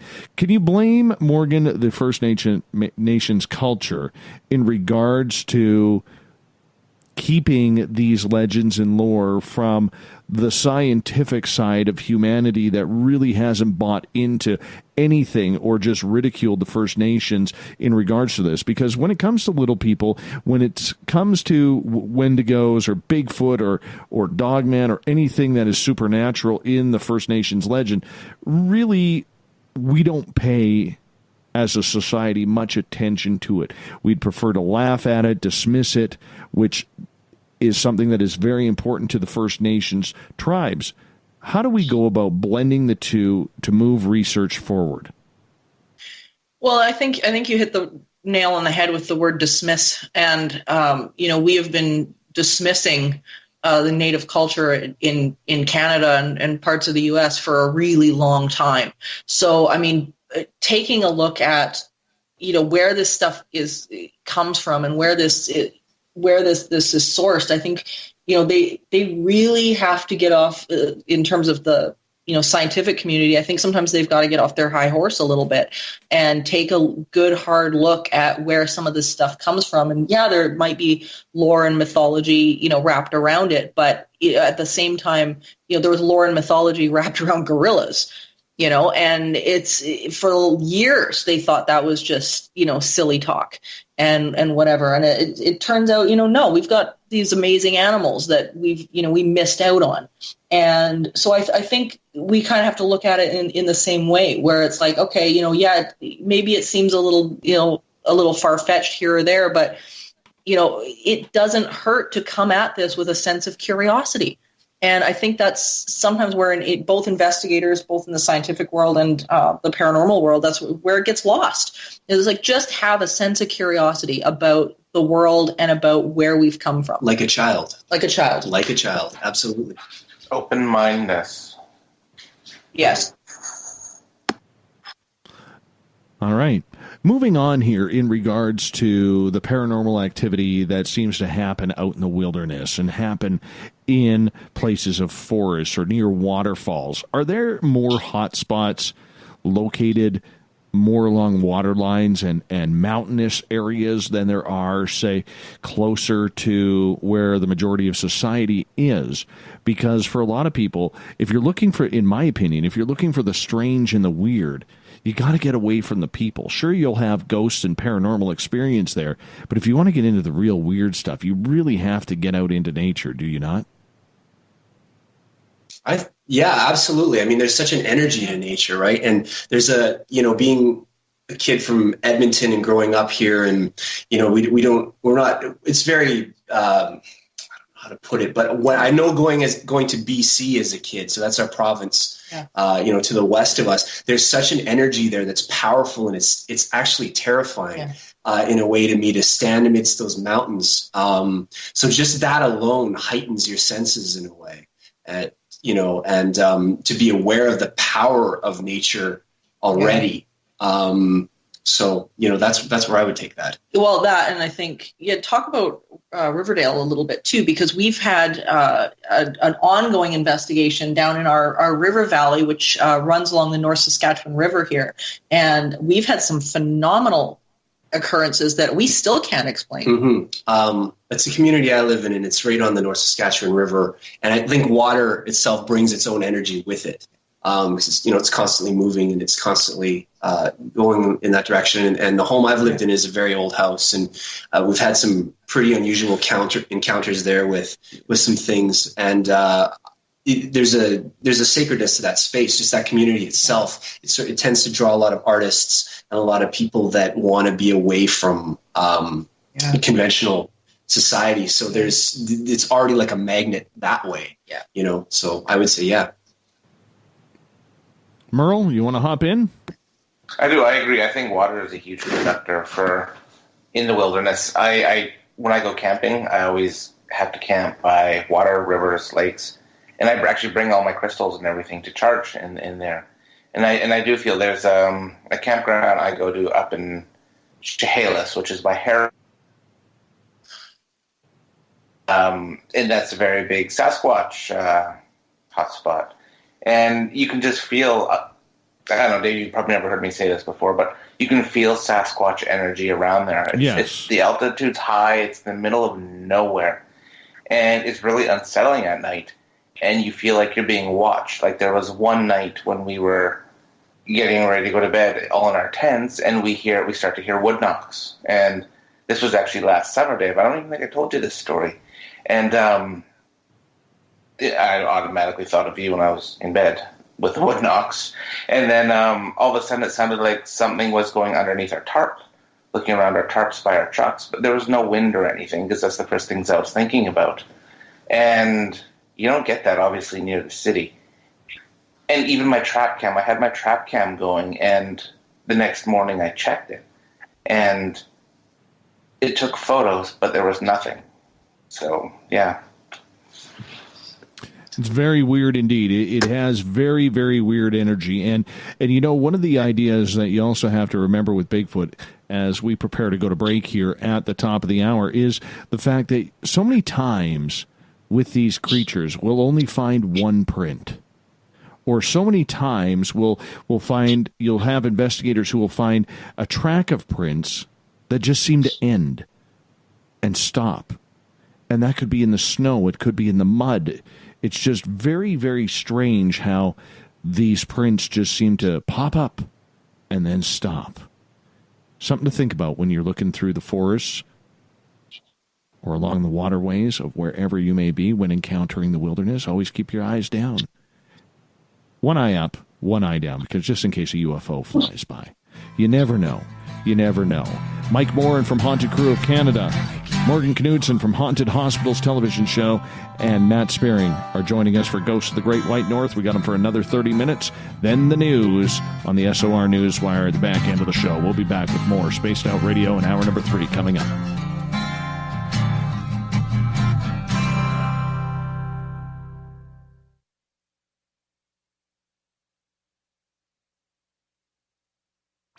Come hang out with Spaced Out Radio, where we own the night. This is Carl. You can follow Dave on Twitter at Spaced Out Radio, and during the show, use the hashtag Spaced Out Radio to chat with us live. On Instagram, at Dave Scott SOR. On Facebook, give our page a like, Spaced Out Radio Show. SOR archives are free on YouTube at Spaced Out Radio. Come join us, or I will come join you. See you at your window. At spacedoutradio.com, we have a little bit of everything for you to stay up late. So while you're there, check out our SOR Newswire, where our team brings you stories of the weird and strange to the WTF from around the globe. News on Bigfoot, UFOs, paranormal, Darwinian-type crime tales. It's the stories that the mainstream media usually won't touch. Well, we got them all on the SOR Newswire, only at spacedoutradio.com. You're listening to Spaced Out Radio Live with Dave Scott on the Deep Talk Radio Network. You know, it's hard being the bad man of ufology, but that's just the way that I like it. This is Chris George Zuger, and I'll be hanging out with Dave Scott and SOR scientist Chris Cogswell for Reality Paranormal, the second Wednesday of every month. And our job is to break it down and come to conclusions as to what is really going on in the supernatural world. I'd love for you to join us right here on Spaced Out Radio. Get your horns up with me on Spaced Out Radio. This is Ron Bumblefoot Thal. Come tune in to SOR, where you can hear me rock out with Little Brother Is Watching, the official theme song of Spaced Out Radio. And then come on over to bumblefoot.com, where you can find out about my tour schedule, my music, and everything else. Bumblefoot.com keeps you up to date on what I'm doing and the best way to stay in touch with my music and music camps. Sign up for my newsletter at bumblefoot.com, and remember, Little Brother Is Watching. On the first Tuesday of every month, I encourage you to come along for a journey with me, Geraldine Orozco, on The Spiritual You. Together, we will take a look at how to access the highest expression of yourself and change your life. Consciousness, ET contact, health, and wellness, we can talk about it all. So come along for a spiritual ride with me, Geraldine Orozco, on The Spiritual You, only on Spaced Out Radio. The Call of the Wild is in Vancouver. The Moose Vancouver is one of the hottest bars and restaurants in the city. Open until 2 a.m. nightly, the Moose will rock you like a hurricane all night long. Great food with everything on the menu at $6.95 near the corner of Nelson and Granville. Get your horns up and come rock with us. The Moose Vancouver, the official rocking bar of Spaced Out Radio. Visit purpleplates.com today. For over 40 years, the Purple Energy Plates have been delivering amazing results for their many customers. Inspired by the great genius Nikola Tesla, the harmony, healing, and energetic effects of the plates have proven over and over to be beneficial and often miraculous to thousands of customers. Check their site for daily specials and choose from their many energy products. You won't be sorry. Visit them today at purpleplates.com. We are getting ready to relaunch the SOR Space Travelers Club at spacedoutradio.com. For $5 a month, you can join us for a plethora of features found nowhere else. Hang out in a private chat room during the show and after party. You can check out some exclusive content and a store specifically for you, as well as a private listener forum where you can post your thoughts, stories, and pictures. The SOR Space Travelers Club, coming soon to spacedoutradio.com. You hear footsteps in the empty room above you. A rocking chair begins rocking by itself. Don't be afraid of the things that go bump in the night.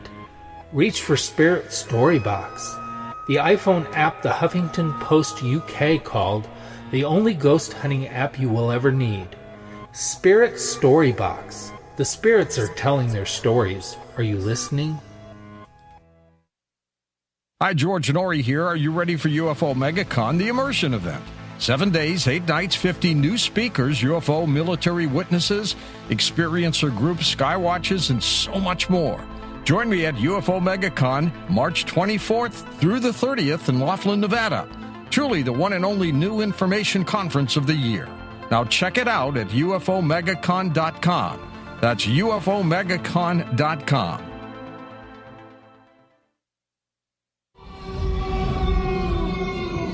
Hey, this is Canadian Paranormal Investigator Mike Morin. The third Wednesday of every month, I'll be teaming up with Dave Scott to bring you Ghosts of the Great White North. Each month, we will bring on guests from across Canada to discuss their ghostly encounters. Canada is a paranormal hotbed with stories you've never heard, so we're going to bring them to you. So get comfy on your Chesterfield, grab a donut, and join us, eh?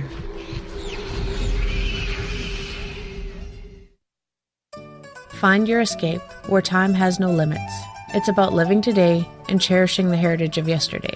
A spirit of adventure for what is new, with the nostalgia of the past. Your timepiece is a reflection of who you are. Life surrounded by beauty from the world around us to the soul within. EscapeWatches.com. There is no time like the present to enjoy your escape. Use promo code SMF2017 for your 20% discount today. The freedom to post what you want, when you want. That's the social media freedom you need. Social Media Freedom is the free app in your app store. No need to worry about going to jail or being shadow banned any longer. It's the freedom to say what you feel. The freedom to know Big Brother isn't watching. It's the way social media is supposed to be. Social Media Freedom. It's time to set yourself free. Download from your app store today. Looking for a place to advertise at a very reasonable cost? Look no further than Spaced Out Radio. SpacedOutRadio.com has an advertising tab that you can click to check out our daily, weekly, and monthly packages to play on the radio, or our website including social media. From commercial spots to banners, we have it all. Check out our competitive pricing today.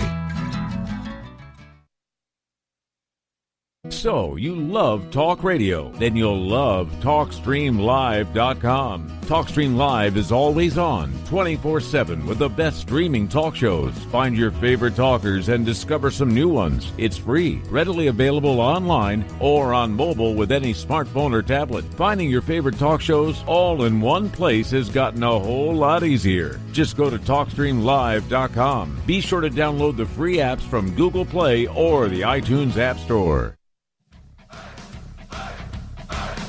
Would you like to connect with us? Head to spacedoutradio.com for all your latest show info. Now, back to Dave Scott and SOR. Welcome back to the third and final hour of Spaced Out Radio. Tonight, I am your host, Dave Scott. Great to have you with us. UFOs are on topic for tomorrow night. Frank Stalter and Chant Hanna join us from UFO Network News. We get going at 9:06 Pacific, 12:06 a.m. Eastern at spacedoutradio.com. Hi to each and every one of you listening in on our terrestrial affiliates, KDUN, AM 1030 in Reedsport, Oregon, KZFX 93.7 FM in Ridgecrest, California, WQEE 99.1 FM in Noonan, Georgia, and UPRN 107.7 FM in New Orleans. On the digital side, hi to everyone listening in on Revolution Radio and Deep Talk Radio. Good to have you with us. Don't forget, you can check out our archives at youtube.com/Spaced Out Radio. Just do old Davey the favor, hit that subscribe button. The Desert Clam has set the password for tonight in the SOR Space Travelers Club. Zerts. Zerts is your password. Nobody knows what it means, but the Clam sets a password each and every night right here on the mighty SOR. Our website is spacedoutradio.com, where we have a plethora of features for you. You can rock out to Bumblefoot. Go shopping while you're listening on our Spaced Out Radio store at our website. And, of course, pick up a T-shirt, hats, hoodies, whatever you want. We got it for you. And, of course, read up on Captain Shirk's SOR Newswire and so much more. For the final time tonight, Ghosts of the Great White North happens the third Wednesday of every month. I'm always joined by Mike Morin from Haunted Crew of Canada and from Haunted Hospitals television series, Morgan Knudsen. We have a special guest tonight, Matt Spearin, as well. We are talking Windigo. We've talked Little People. We're going to get into some paranormal stories now, and we welcome the crew back for tonight. Of course. Hello. Matt, I Googled search. Oh, did you? I did. It's a strong word. Can I say what it means? Yeah, absolutely. To gulp a beverage down enthusiastically and quickly.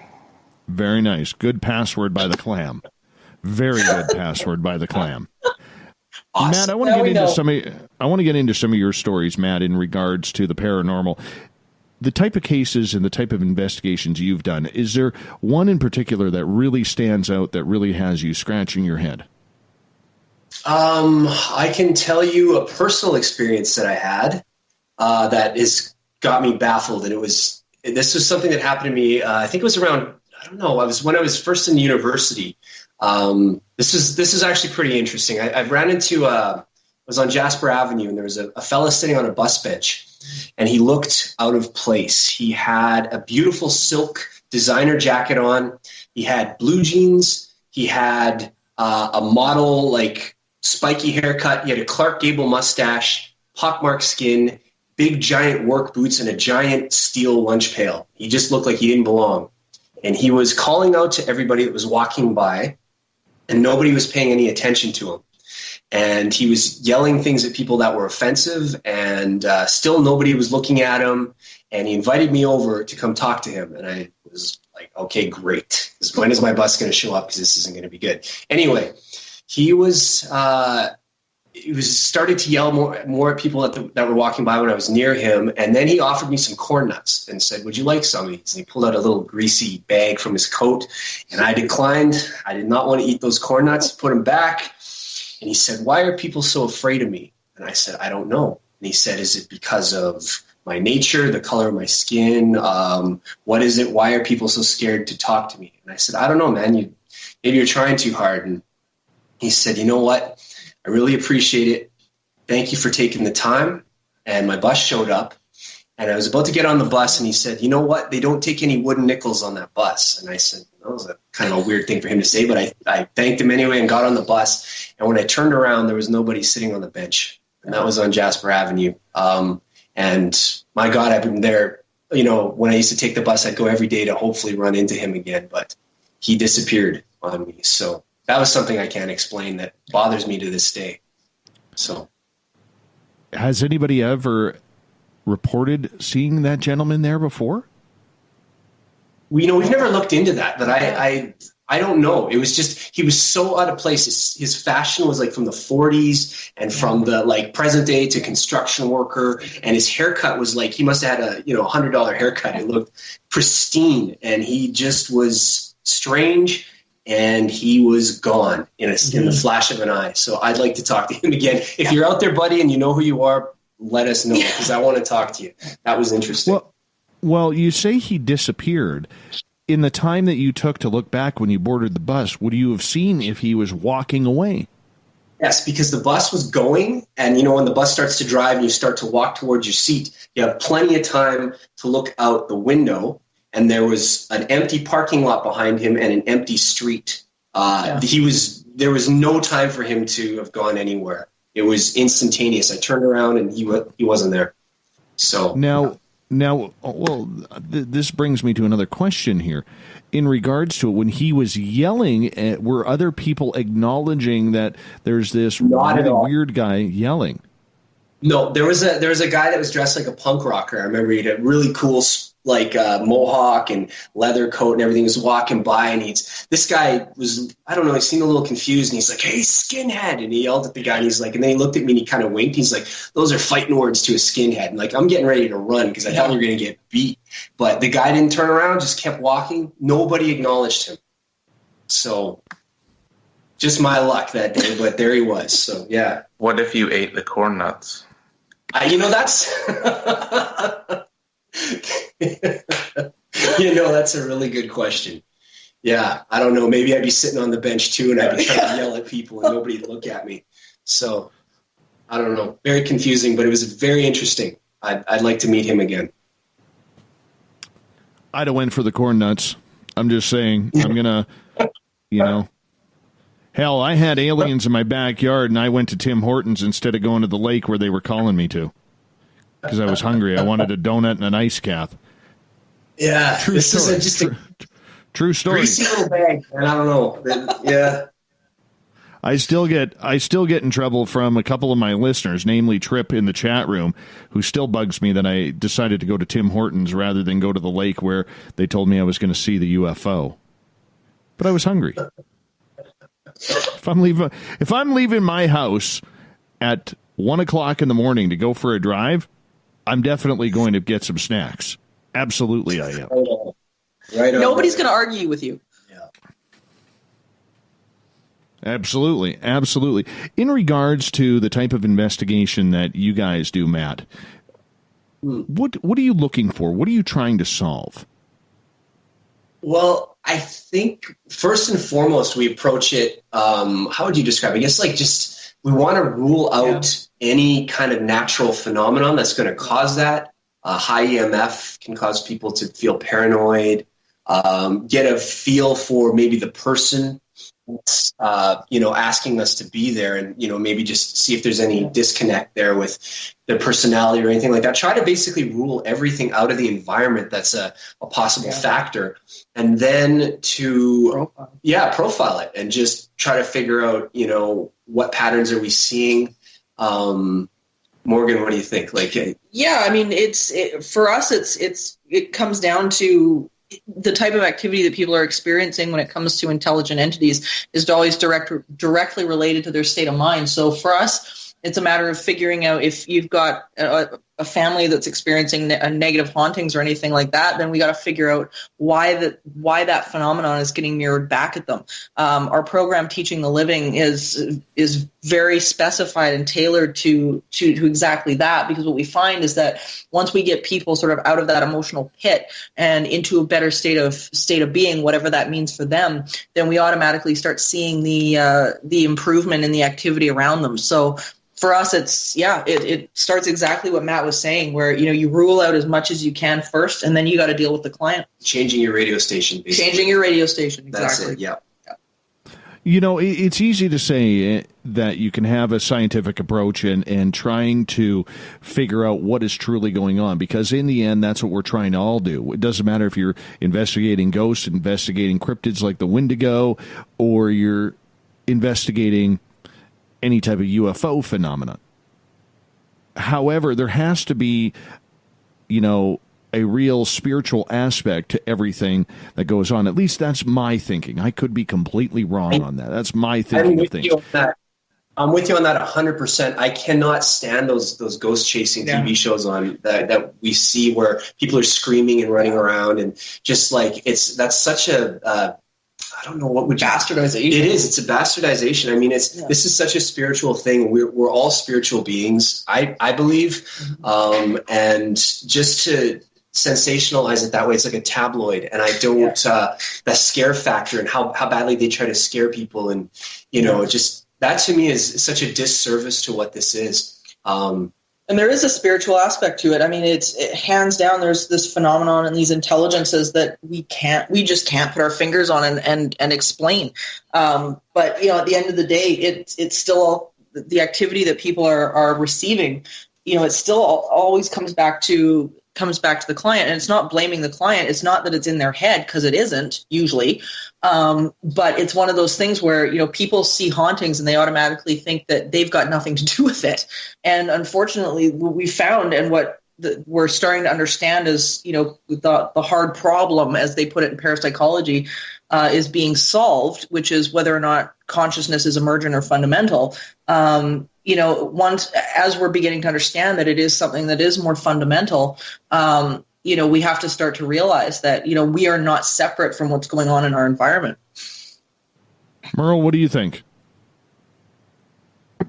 I actually had a question for Matt, because since we're finishing up here, can I go into that, or do you want me to answer? Well, doesn't matter, Mike. I just wanted more stories. Being a paranormal investigator, some of the stuff you've come across, because since I'm an investigator as well, I often like to ask other investigators what their most turning point. That's cliche, but more. Mike, your Skype cut out there, so we didn't hear the question.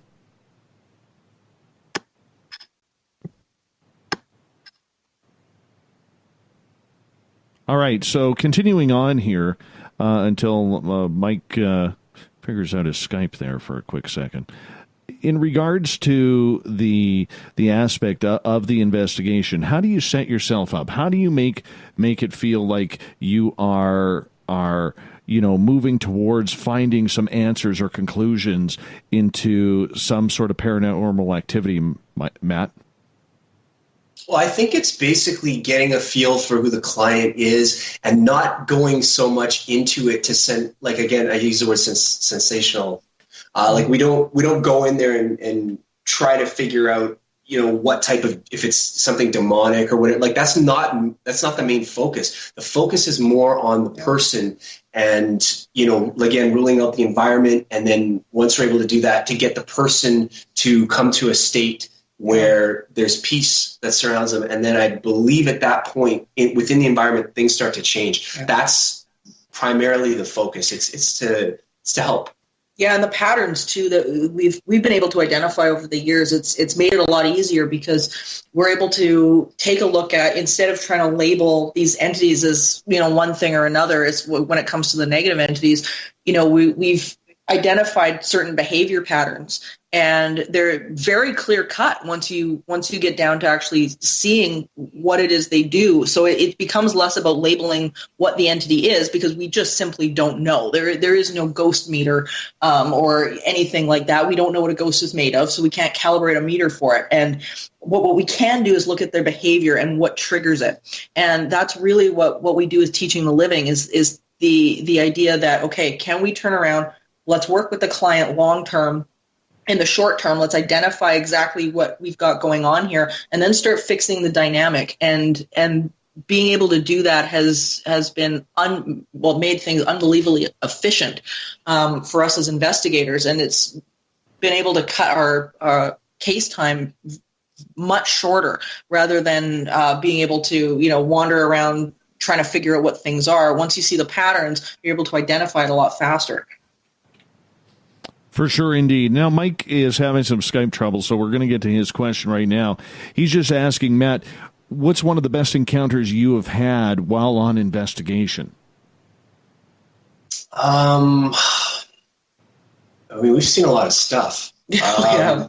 There's been elements of places we've been in where I've felt the entire room temperature change. Yeah. That's something you see on TV a lot. I've felt that happen where it feels like it's June outside, which is summer, and it's a warm day, and you're in a room, it feels like an ice box. Tri-field meter in your place. Mm-hmm. That was interesting. Yeah. Also,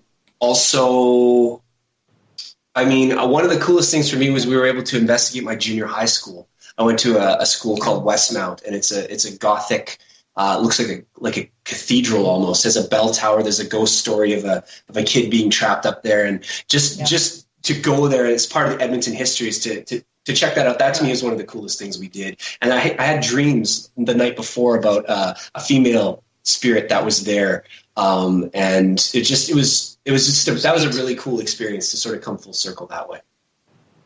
Very intriguing, very intriguing. So when you guys are out on investigation, are you looking at doing residential? Are you looking at more, restaurants and bars and places of work? Is that what you're working on? We've done both. It's whoever needs the assistance and gives us a shout. So anything from, family, residential, business, you name it. We've had calls, to school systems. We've had calls to, hospitals, all sorts of things. A prison that's north of here. So, I mean, there's been quite a number of different cases over the years, but it's always really fascinating. And you got to take every one of them, as an individual thing. How do you deal with cases that involve children? The big rule with children is you got to secure the kids first. That's the big rule, because as soon as you go into a situation, especially when you've got the parents who are freaking out, the main thing you always want to do is secure the children. And whatever that looks like, whether it be, having them stay somewhere else for a time being, or, and eventually being able to empower them in the situation as well. But one of the things that we always watch for is, you get the parents that are all riled up about something that's happened, and they will tell you point blank, the kids are, they haven't heard anything and they haven't experienced anything and whatever. And meanwhile, you're on the phone with them and the parents are telling this to you in front of the children. So it's one of these, it's one of these things. So I think, there's a number of different factors you have to really pay attention to. But I mean, Matt, you had experiences, of course, with all of this that we've been talking about with when you were a kid. Mm-hmm. What would you have needed then? A lot of that comes from your mom and dad. My mom and dad did the best they could with this. And for the longest time, I was under the belief it was a nightmare that I was experiencing. So that for a long time, I guess I put it away as that. And then when we started to come into this, investigation aspect, and, that became a reality of to what that actually was to me was a spiritual encounter. And to be empowered in your environment, I think as a kid, when my dad flipped that picnic table and tied it to the fence and made a trap, so to speak, that really changed the ball game for me. And it, really gave you a lot more confidence as to what you were dealing with. And that was huge. So for parents that are listening out there, something that simple can completely change the dynamic for the child and turn fear into empowerment. So. Yeah, and for kids, they don't really know what is going on. They're not sure. They just know that there's something weird. And the one thing that I have learned from my own children who have had strange experiences, and all three have, it's something that you just got to let them go. You just have to speak about it. You just have to allow them to get it out, because, in between the imagination and, like my son will say, and if he sees something weird, he'll come out and say, and then I went and got my sword and I chopped it all up. Well, that part is imagination. But what led to it? That's the big thing that we got to start opening ourselves up as parents a little bit more to, I believe. What's your thoughts, Morgan? Oh, I agree. I think so often we're so quick to dismiss just kids and their thoughts and feelings in general, and we've experienced a whole bunch of different scenarios with parents and just not being able to understand or not knowing how to handle it when their kids come to them with something like this. So you get a lot of times where, a kid will come and say, this is terrifying me in the middle of the night. And they'll turn around and say, well, if you come and complain to me again, we're going to take a toy away because you're not staying in bed. Things like that, where, they don't know how to handle it. They don't know what to do. The parents oftentimes are terrified. And unfortunately, we've run into situations where the kids kind of become this sacrificial lamb, where it's like, well, if it's bothering the kids, then it's not bothering me. And sadly, we've run into that a number of times over the years, and it's really brutal. So there's not really a guidebook out there at this point for parents and how to deal with it. But I think too, being a parent, the element of being pragmatic, sort of, and you have to sort of present that to the world as being in, that sort of pivotal role for your kid. And I would say to put that aside and to be open to what the kids are saying and to validate, I think, in a way, because, when you're a kid and you're having these kind of things happen to you, it's, there's really nowhere to go but to your parents. That's your one safety net. So be open, listen to the kids, empower them, and don't discredit it at all. Just be open. And that's the big thing. Just be open. We got less than 2 minutes here left in tonight's show. And, it's one of those things that when you're a parent and you're having to deal with this, you got to keep an open mind, like Matt just said. You really do, because you never know what you're going to find. And sometimes the stories will be very, very scary indeed. Absolutely. Morgan, do me a favor. Tell everybody where they can find haunted hospitals and your information. Well, nice. Now, as of Monday night, Haunted Hospitals will be airing in the United States, which is really great, on the Travel Channel. And in Canada, it's on Travel and Escape. In the UK, it's Quest Red. And it's all over the world shortly, both in Australia, France, Germany, Pan-Asia, all sorts of places. So that'll be really great. But for me, you can find me at entityseeker.ca and on Facebook as well, at Entity Seeker Paranormal Research and Teachings. So you guys can catch up with me there. All right. And how about you, Matt? How can people get a hold of you? Well, I'm terrified of social media. I'm not a big fan. I'm not a big fan of Facebook and all that stuff, but I mean, through Morgan is a very good way to do it. And again, I just want to put out there, if you've seen something come through your window that has a head like a Scottish Terrier, that's wraith-like and horrifying, I want to hear from you, because I want to talk. I really, really do. So absolutely. Please get in touch with me. Yes. And don't forget, you can also get a hold of Mike Morin through Haunted Crew of Canada on Facebook. And, of course, their website, hauntedcrewofcanada.com, if you want to check that on out as well. Appreciate all of you coming on for Ghosts of the Great and White North. We will talk to you guys again, Mike and Morgan, on Wednesday, March 30th. Coming on up here on the mighty SOR, we have Olaf Phillips, the SOR Newswire. Coming up next.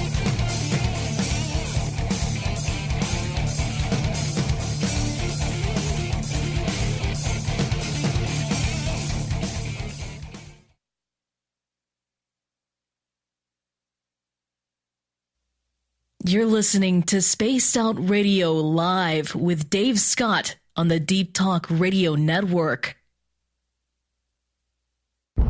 Are you intrigued by Paranormal Talk Radio? You'll love the new Paranormal Radio app from TalkStream Live. You'll find a great selection of talk shows covering UFOs, ghosts, strange phenomena, and much more. Download the Paranormal Radio app now and start listening to the very best in paranormal talk entertainment, including the network you're listening to right now, the Paranormal Radio app, free in Google Play and the iOS App Store.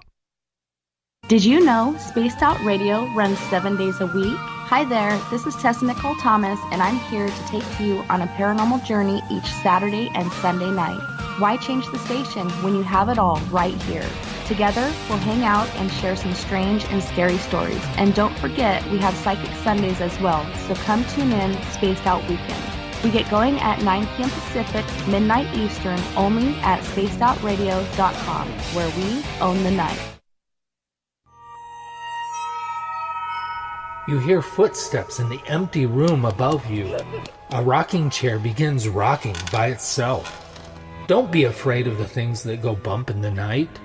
Reach for Spirit Storybox, the iPhone app the Huffington Post UK called the only ghost hunting app you will ever need. Spirit Storybox. The spirits are telling their stories. Are you listening? Hello, this is your guitar man, Ron Bumblefoot Thal, and I have to tell you, I love the response I get for Little Brother is Watching from Spaced Out Radio fans. It's amazing how music can inspire and make people think deeper about what's going on in the supernatural world. You can head over to my website, bumblefoot.com, to check out my music, my guitar workshops, my touring, even check out some of the hot sauces that I'm working on. And make sure you keep on listening, because with Spaced Out Radio, you know Little Brother is watching. Are you tired of being blocked, shadow banned, or placed in jail for simply posting your thoughts on social media? Social Media Freedom can take care of that for you. Social Media Freedom is the newest and one of the best free new apps that allows you the freedom to post what you want, when you want. It takes seconds to download from your app store. Come join the tribe at Social Media Freedom. It's time to set yourself free. We're bringing scientific thought to the paranormal. Hi there, this is spaced out radio scientist Chris Cogswell. Join me, Chris Zuger, and Dave Scott the second Wednesday of every month, where we break down the who from the woo when it comes to everything paranormal. We'll investigate and try to bring sensible answers to those straight and sometimes outlandish questions people have. Hey, not everything has an answer, but we'll do our best. Listen in to Reality Paranormal only on Spaced Out Radio. Heading to Vancouver and looking for a night on the town? The Moose Vancouver is the bar that never stops rocking until 2 a.m. every night. The Moose has great food with everything on the menu from $6.95 to $8.95. Fantastic, vibrant staff and rock and roll that will bring you back to when the music was real, the hair was long, and the guitars were rocking. Get your party on at the Moose Vancouver, the official party bar of Spaced Out Radio. Visit purpleplates.com today. For over 40 years, the Purple Energy Plates have been delivering amazing results for their many customers. Inspired by the great genius Nikola Tesla, the harmony, healing, and energetic effects of the plates have proven over and over to be beneficial and often miraculous to thousands of customers. Check their site for daily specials and choose from their many energy products. You won't be sorry. Visit them today at purpleplates.com. Looking for a place to advertise at a very reasonable cost? Look no further than Spaced Out Radio. SpacedOutRadio.com has an advertising tab that you can click to check out our daily, weekly, and monthly packages to play on the radio, or our website including social media. From commercial spots to banners, we have it all. Check out our competitive pricing today. Hi there, this is Geraldine Orozco from San Francisco's Bay Area Meditation. I invite you to join me the first Tuesday of every month with Dave Scott for Spaced Out Radio's The Spiritual You. In this fast-paced world we live in, it's time for you to take some time for you. We'll cover every possible subject from powerful meditation to healing techniques to your own intuition and spirituality. So come join us for The Spiritual You. A timepiece is a reflection of who you are, and what better way to show off the real you than with an Escape watch? Escape is a lifestyle brand accessorizing your days and nights. Choose to escape and create the life of discovery that you deserve. Dream, play, unite with your own personalized Escape watch. Head to escapewatches.com. There is no time like the present to enjoy your escape. Use promo code SMF2017 for your 20% discount today. Hi, George Norrie here. Are you ready for UFO MegaCon, the immersion event? 7 days, 8 nights, 50 new speakers, UFO military witnesses, experiencer groups, skywatches, and so much more. Join me at UFO MegaCon, March 24th through the 30th in Laughlin, Nevada. Truly the one and only new information conference of the year. Now check it out at UFOMegaCon.com. That's UFOMegaCon.com. So, you love talk radio? Then you'll love TalkStreamLive.com. TalkStream Live is always on, 24/7 with the best streaming talk shows. Find your favorite talkers and discover some new ones. It's free, readily available online or on mobile with any smartphone or tablet. Finding your favorite talk shows all in one place has gotten a whole lot easier. Just go to TalkStreamLive.com. Be sure to download the free apps from Google Play or the iTunes App Store. Coming soon to our website, spacedoutradio.com, is the SOR Space Travelers Club. For just $5 a month, you can get into a private area on our site where you can hang with other listeners in our chat room, post in our forum, and check out a bunch of exclusive content and store that won't be found anywhere else, including a nightly after-show party with Dave. It's going to be the best $5 a month you're going to spend. The SOR Space Travelers, only at spacedoutradio.com.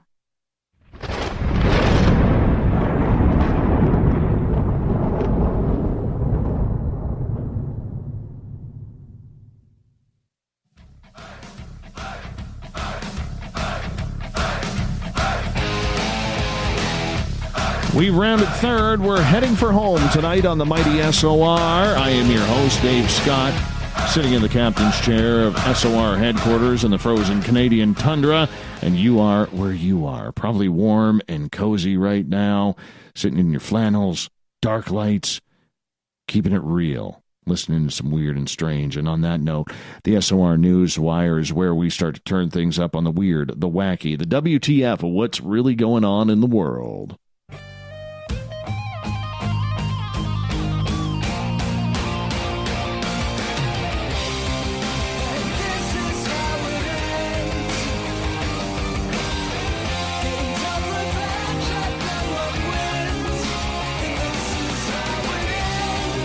The news is always changing, which is why we bring you the SOR News Wire, the back end of every show. You can head to our website, spacedoutradio.com, click on the News tab, put together by Captain Shirk, our news director, and read up on all the weird, strange happenings around the world when it comes to UFOs. Weird stories, ghosts, cryptids, paranormal, whatever it may be. Coming in to help us talk about these stories from Paranoia Magazine, we have Mr. Olaf Phillips.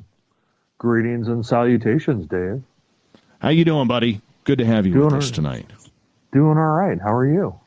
You know what? We had some audio issues in the first half hour of the show.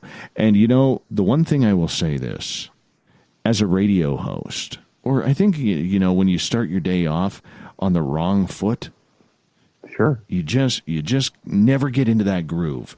And I'm sitting here thinking, I just never got into that groove tonight. And I feel kind of bad. I really do. Don't feel bad. It happens. It's not a big deal. That's the beauty of live radio. It is. Absolutely. Absolutely. You know, I do have to laugh here, okay, because it's been snowing here the last couple of days. And apparently in my favorite city in the world, Las Vegas, Nevada, it is starting to snow. I heard that. And they may get a small accumulation, which is going to shut down all the schools. Oh, my goodness. Yeah. What's a small accumulation, a half an inch? I'm thinking less than that, but that's just me being arrogant, you know, because, you know, Canadian. I think it's funny. I think it's funny because I have to tell you this, okay? Mm-hmm. Up here where I live, all right, they do not shut down schools until it hits minus 37 degrees Celsius, which is minus 34.6 degrees Fahrenheit. That's when the buses don't run. They shut down school. They shut down school at that point. Mm-hmm. All right. Snow days, like yesterday and today it's been snowing.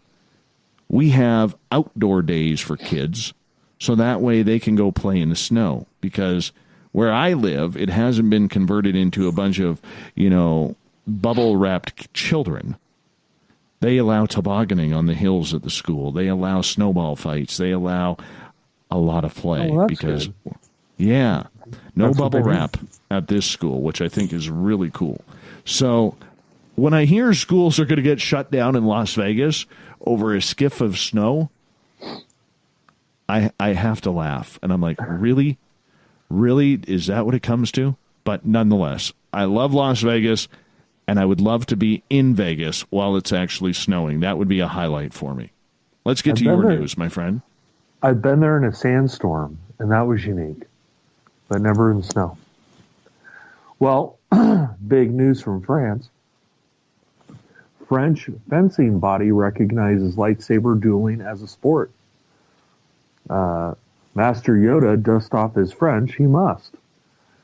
It's now easier than ever in France to act out Star Wars fantasies because its fencing federation has borrowed from a galaxy far, far away and officially recognized lightsaber dueling as a competitive sport, granting the iconic weapon from George Lucas's saga the same status as the foil, épée, and saber, the traditional blades used at the Olympics. Of course, the LED-lit rigid polycarbonate lightsaber replicas can't slice a Sith Lord in half, but they look and with the more expensive sabers are equipped with a chip in their hilt that emanates throaty electric rumble. even sounds remarkably like the silver screen blades Yoda and other characters wield in the blockbuster movies. So now in France, lightsaber dueling is an official sport. That is actually kind of cool. Geeky, but very cool. I think it's awesome. I think it's fantastic, too. I would love to see this, actually. You know, one of those new sports that I really want to see is those drone curling? races. No, the drone races that they... No, drunken curling. No, that's every day in Canada. But nonetheless, I would love to see those drone races that they are, you know, they go to like these major like NBA and NHL arenas and they race through like all of these areas. That's just fantastic. I would love to see that. That would be pretty cool to actually watch. But yeah, lightsaber duels, that sounds like a lot of fun. I think it's great. You know what I like? I like funny cars. Funny cars are good. I like funny cars. Blowing fire. Okay. All right, let's move on here. Confused husband buys wife turnips instead of tulips. A Kentucky man's confusion is going viral after his wife revealed that he got her turnips instead of tulips for Valentine's Day. Nina Harris of Hartford said her husband, Alan, told her in the early morning on Valentine's Day that her gift had arrived. When I got up, I had my first cup of coffee, and he said, "Oh, your turnips are here." And I said, "Turnips?" Harris told WPI-TV. Harris said she had told Alan the previous night she wanted tulips for Valentine's Day. He wasn't paying attention, she recalled. He just said, "Yes, I know." Alan Harris admitted he wasn't paying close attention to his wife's words and thought she was asking for turnips for her garden. I went and got a bucket and put the turnips in the bucket that says "I love you" on it, Alan Harris said. I went in there, got her coffee, and here you go. The remorseful husband said he ended up also getting Nina some tulips plus candy plus balloons. Nina Harris said her husband is lucky that she likes root vegetables. Well, I mean, how do you on Valentine's Day confuse tulips for turnips? I mean, I like a good turnip. I like a good turnip. Yeah, beets are better. But I mean, in the end, even if you're not paying attention, it's Valentine's Day. What woman wants, a dozen turnips for Valentine's Day? I hear ya. That's why I put it on the WTF. That was in my WTF category. Oh, insane. Absolutely insane. Let's move on here. Hanoi barber has a hair-raising offer ahead of Trump-Kim summit. A barber in Hanoi is offering customers free haircuts in two of the world's most distinctive styles: the instant recognizable coif of President Donald Trump and the just as remarkable haircut due of North Korean dictator Kim Jong-un. The two leaders are scheduled to meet in the Vietnamese capital next week for a second summit. I feel happy with this haircut because people will think I look like the leader of North Korea, 9-year-old Jia Hoi, who chose the Kim style at the Tuan Duong Beauty Academy, told Reuters. Photographers in Hanoi captured the stunning transformation of two willing patrons. It's pretty shocking. I like Donald Trump's haircut. It looks great, and it fits my age, 66-year-old Lee Fook Hai told Reuters. However, he also seemed relieved by only one part of the offer. I'm not afraid of this bright orange hair color because after his promotional campaign, the hair salon owner said he would return my hair to normal, he told the news agency. The promotion ends next week at the conclusion of the summit. Until then, the salon might want to make sure they match the right cuts to the right patrons. A couple of years ago, someone used photo editing software to give Kim's hair to Trump and vice versa, and the results were downright unnerving. Oh, so, yeah. I don't think I want either of those haircuts. I really don't. Yeah, I don't either. I really don't. I don't blame you. I don't blame you at all, my friend. I don't blame you. No. We got time for about one or two more here. Rattlesnake-carrying Floridian man claims to be agent of God. Jacksonville, Florida. Police in Florida had to step step in after a homeless man who claimed to be an agent of God was found walking around with a large rattlesnake. Police in Jacksonville Beach said they received calls about a man carrying a 6 to 8 foot long snake Monday morning. After officers arrived on the scene, they told the man to throw the snake inside their police vehicle. Officers then called Florida Fish and Wildlife Conservation, which removed the snake from the police car and placed it in a safe carrying container. The FWC said it will relocate the snake to its natural environment. There is no word on why the man was carrying the rattlesnake or if he got injured in the process. So yes, he's an agent of God carrying around a rattlesnake. I heard that. I saw the video of that. And with the police pulling that rattlesnake outside of the vehicle, I mean, first off, who carries around a rattlesnake? That's just not cool. God. An agent of God, of course. Well, I understand that. I understand he's an agent of God. And I fully get that. I do. Yeah. It's important. It's important in the context of the story. Yeah, but on the flip side, when you look at it, is it really something that even the agent of God would be, or even God in that matter would be looking at bringing around? You know, it's like these preachers in Africa who walk into crocodile-infested waters and say, God is going to protect me. I've got the power of God around me. Well, they do that in Florida, too, except with alligators. Yeah. Well, wasn't there the preacher in the Midwest who allowed a rattlesnake to bite him because he felt he was going to be protected? Absolutely. And, he got the anti-venom. Yeah, we got to start thinking a little bit more here. That just works a little bit if we think a little bit too. Yeah, but whenever I come across the Florida story where somebody's carrying a weird animal just like down the street, I have to cover it. I have to cover it. Oh, of course you do. It's in the contract. It's in our contract. Absolutely. We got time for one more, my friend. Florida man test drives Buick off dealership lot, never returns it. Winter Haven, Florida, a man is accused of grand theft auto after test driving a Buick off a Florida car dealership lot and never returning it. The Winter Haven Police Department said Jabril Scurry and another man stole a 2015 white Buick Verano from the Central Buick GMC dealership shortly before 4 p.m. on Saturday. Police said before Scurry drove off the lot with that Buick he test drove another vehicle and started filling out the necessary financial paperwork to purchase the car. As Scurry and the other man waited outside for the sales associate who is assisting other customers, they saw the Buick, went inside to ask to see it. After the associate gave Scurry the key to the white Buick Verano, the pair drove it off the dealership lot. The associate, after a short time, noticed the car and the tag from the dealership was missing and called the cell phone number listed on the financial paperwork. Police said Scurry answered the phone and told the associate he would bring the Buick back before the dealership closed. The Buick was never returned and several calls went unanswered. Police obtained a warrant for the arrest of Scurry on charges of grand theft auto.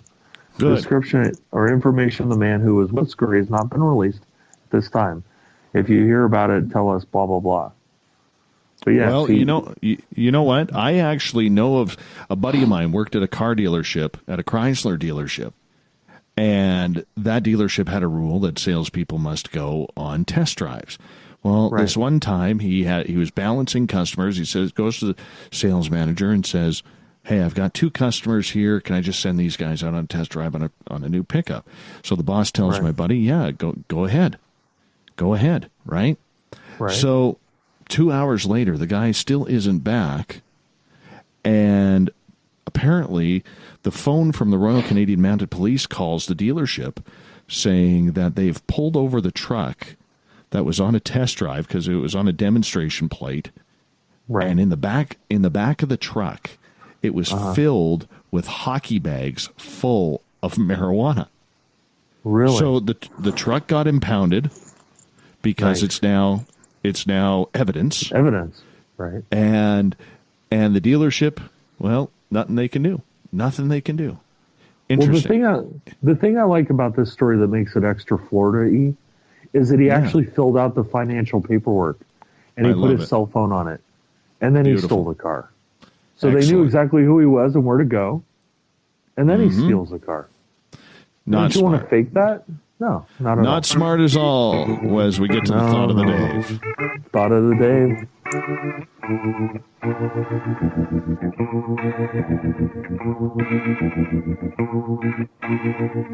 Thought of the Dave happens every night at this time, where we ask a question on our Facebook and Twitter pages, then read your responses on the air, because we love having your audience participation. So today's Thought of the Dave is as follows.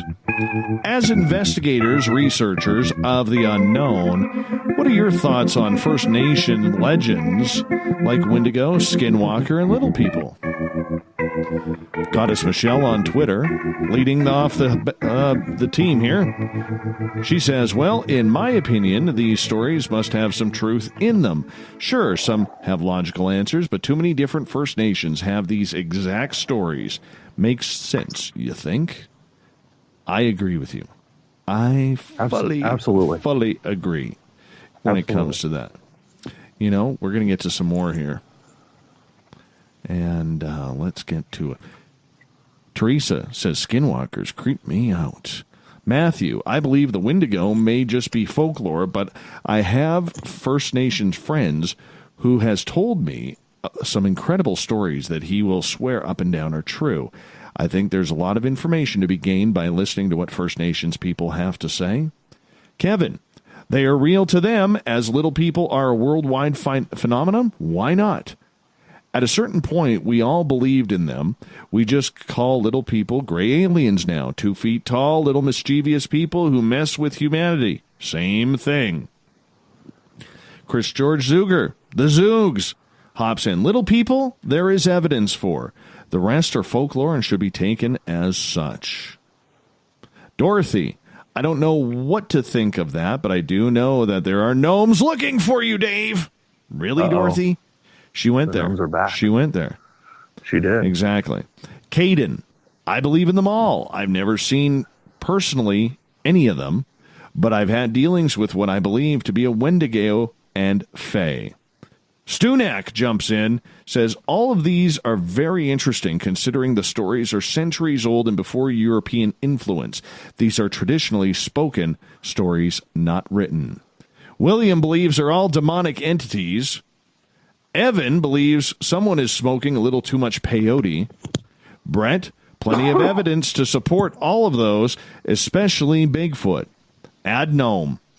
As people who live outdoors and work with nature instead of against it like modern humans, they would see more than the rest of us. So who would we be to say that they are wrong? And Dave is a gnome. Thanks, Ad Gnome. Appreciate that. Tim, I respect the First Nations beliefs in history. A lot passed down matches up with today's incidents. The tales at Skinwalker Ranch in the Uinta Basin shouldn't be disregarded or dismissed. John, I believe the legends. There is evidence of all of those. I'm especially interested in the little people. I hope to write a book on them.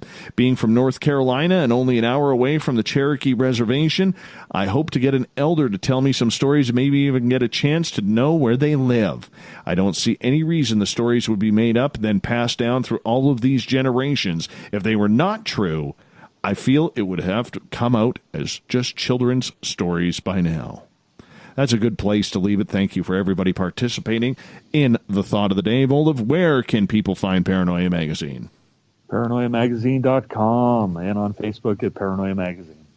Wonderful. Wonderful. Thank you so much. And you can catch all of our news by going to spacedoutradio.com, clicking on the news banner. Captain Shirk, our news director, and our favorite newsie, is always up to date with what is going on in the weird and the strange. So thank you, Captain, for keeping us up to date. I want to say a big thank you to Morgan Knudsen, Matt Spearin, and Mike Morin from Haunted Crew of Canada for Ghosts of the Great White North. They will be back, Morgan and Mike, on Wednesday, March 20th. Tomorrow night on the program, Frank Stalter, Chant Hanna from UFO Network News. We're talking spaceships tomorrow night. Disclosure. Aliens. 9:06 Pacific, 12:06 a.m. at spacedoutradio.com. We got Mr. Ron Bumblefoot Thal rocking in the background with Little Brother is Watching. Bumblefoot is the official music of Spaced Out Radio, rocking us in and out of every single show. Get your horns up for the guitar god himself. Special thanks to everybody participating in our chat rooms tonight. At home listening in, at work, in your cars, wherever you may be, on Twitter at hashtag Spaced Out Radio. Remember, this show is copyright by Spaced Out Radio and SOR Media Ventures Limited, but it's all about you. Thank you for sharing it. Thank you for playing along. Thank you for being here live, because together, my friends, we own the night. I will talk to you in 21 hours from now. Mr. Bumblefoot, we need a favor.